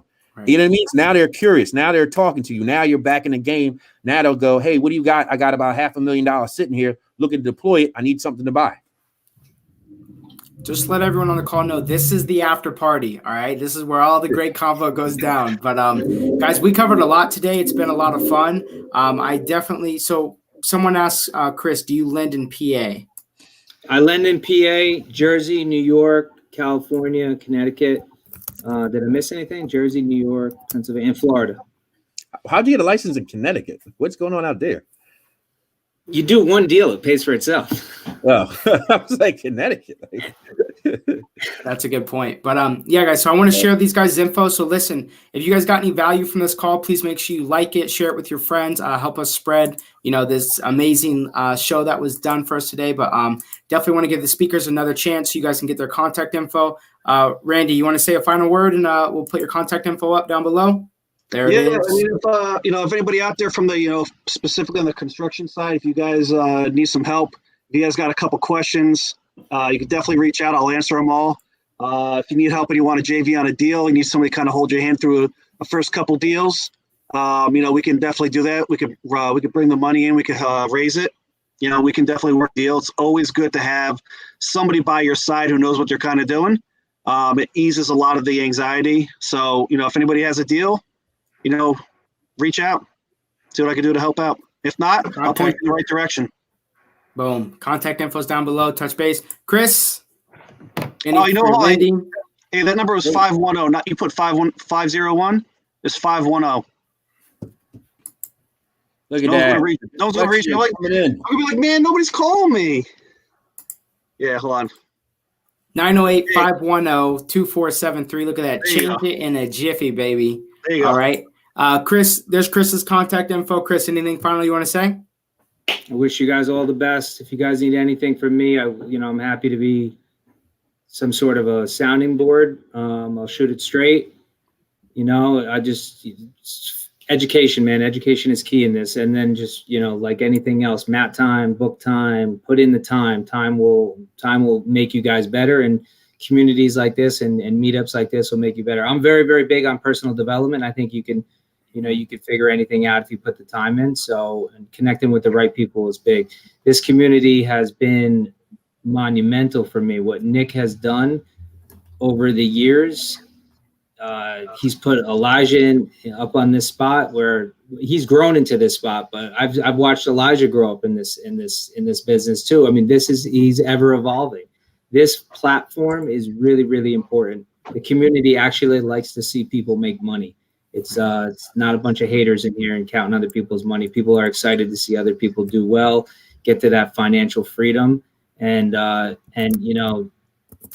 someone just said it. I love, and I use that expression all the time, is those who don't ask don't receive. So don't hesitate to ask. Is there anything I can do for you guys on a lending space right now? Feel free to reach out. If it's a sounding board and a deal, I'm happy to give you some pointers if I can, or connect you with some people. But pay it forward, Pay it forward. I love it. Chris, we appreciate all the time that you put in today and all the value that you provided.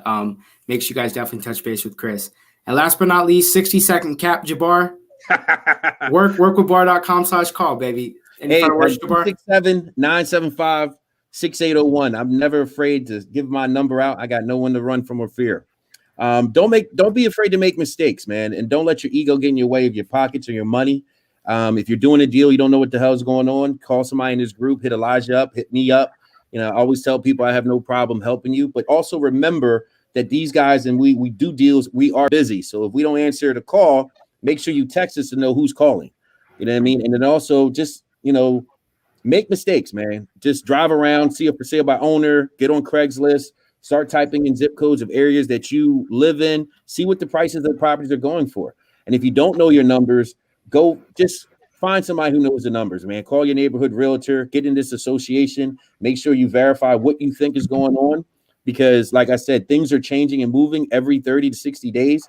So you can't just go by what used to happen. So make sure that you're not making mistakes, especially when you start to get to bigger numbers. You know what I mean? Because your holding costs are totally different than in Philadelphia, where it's $800 and anybody can just scrounge up and lend you $800. When your holding cost is $3,000 a month, you have 6 months later, you're now going to closing costs, and instead of making 50 grand, you're now making $20,000 minus taxes of 28%. You're like, well, damn, I went through all this for 8 months and only made $20,000, where people are moving properties and smaller and making it more than you. So just make sure you run your numbers correctly and ask for help when needed. And every day above ground is a good day. Get yourself right. You know what I mean? Every morning I listen to something motivational. For the last 4 years, I've not missed one day of posting in groups about some kind of motivation. I had a 3-hour Grant Cardone video I send people out. So I always tell people, man, get your mindset right. Be grateful. Peace. Man, couldn't have finished this off any better. I think the number one thing here, if I were just to recap it, is like this community is here to serve, and we all help each other. So you guys who are brand new here, I want to appreciate you guys. I do want to remind you that we only have a few tickets left for our Prime membership. So if you are interested in coming back to our events or being a part of this organization, the link is in the comment description. There's only a few tickets left for the membership and the summit that is included. But we appreciate you guys, Randy, Chris, Jabbar. Thank you for the value on behalf of the organization. We love you guys. Make sure you guys touch base with them, and we will see you guys real soon. Have a great night. Peace, family. Later, guys. Peace.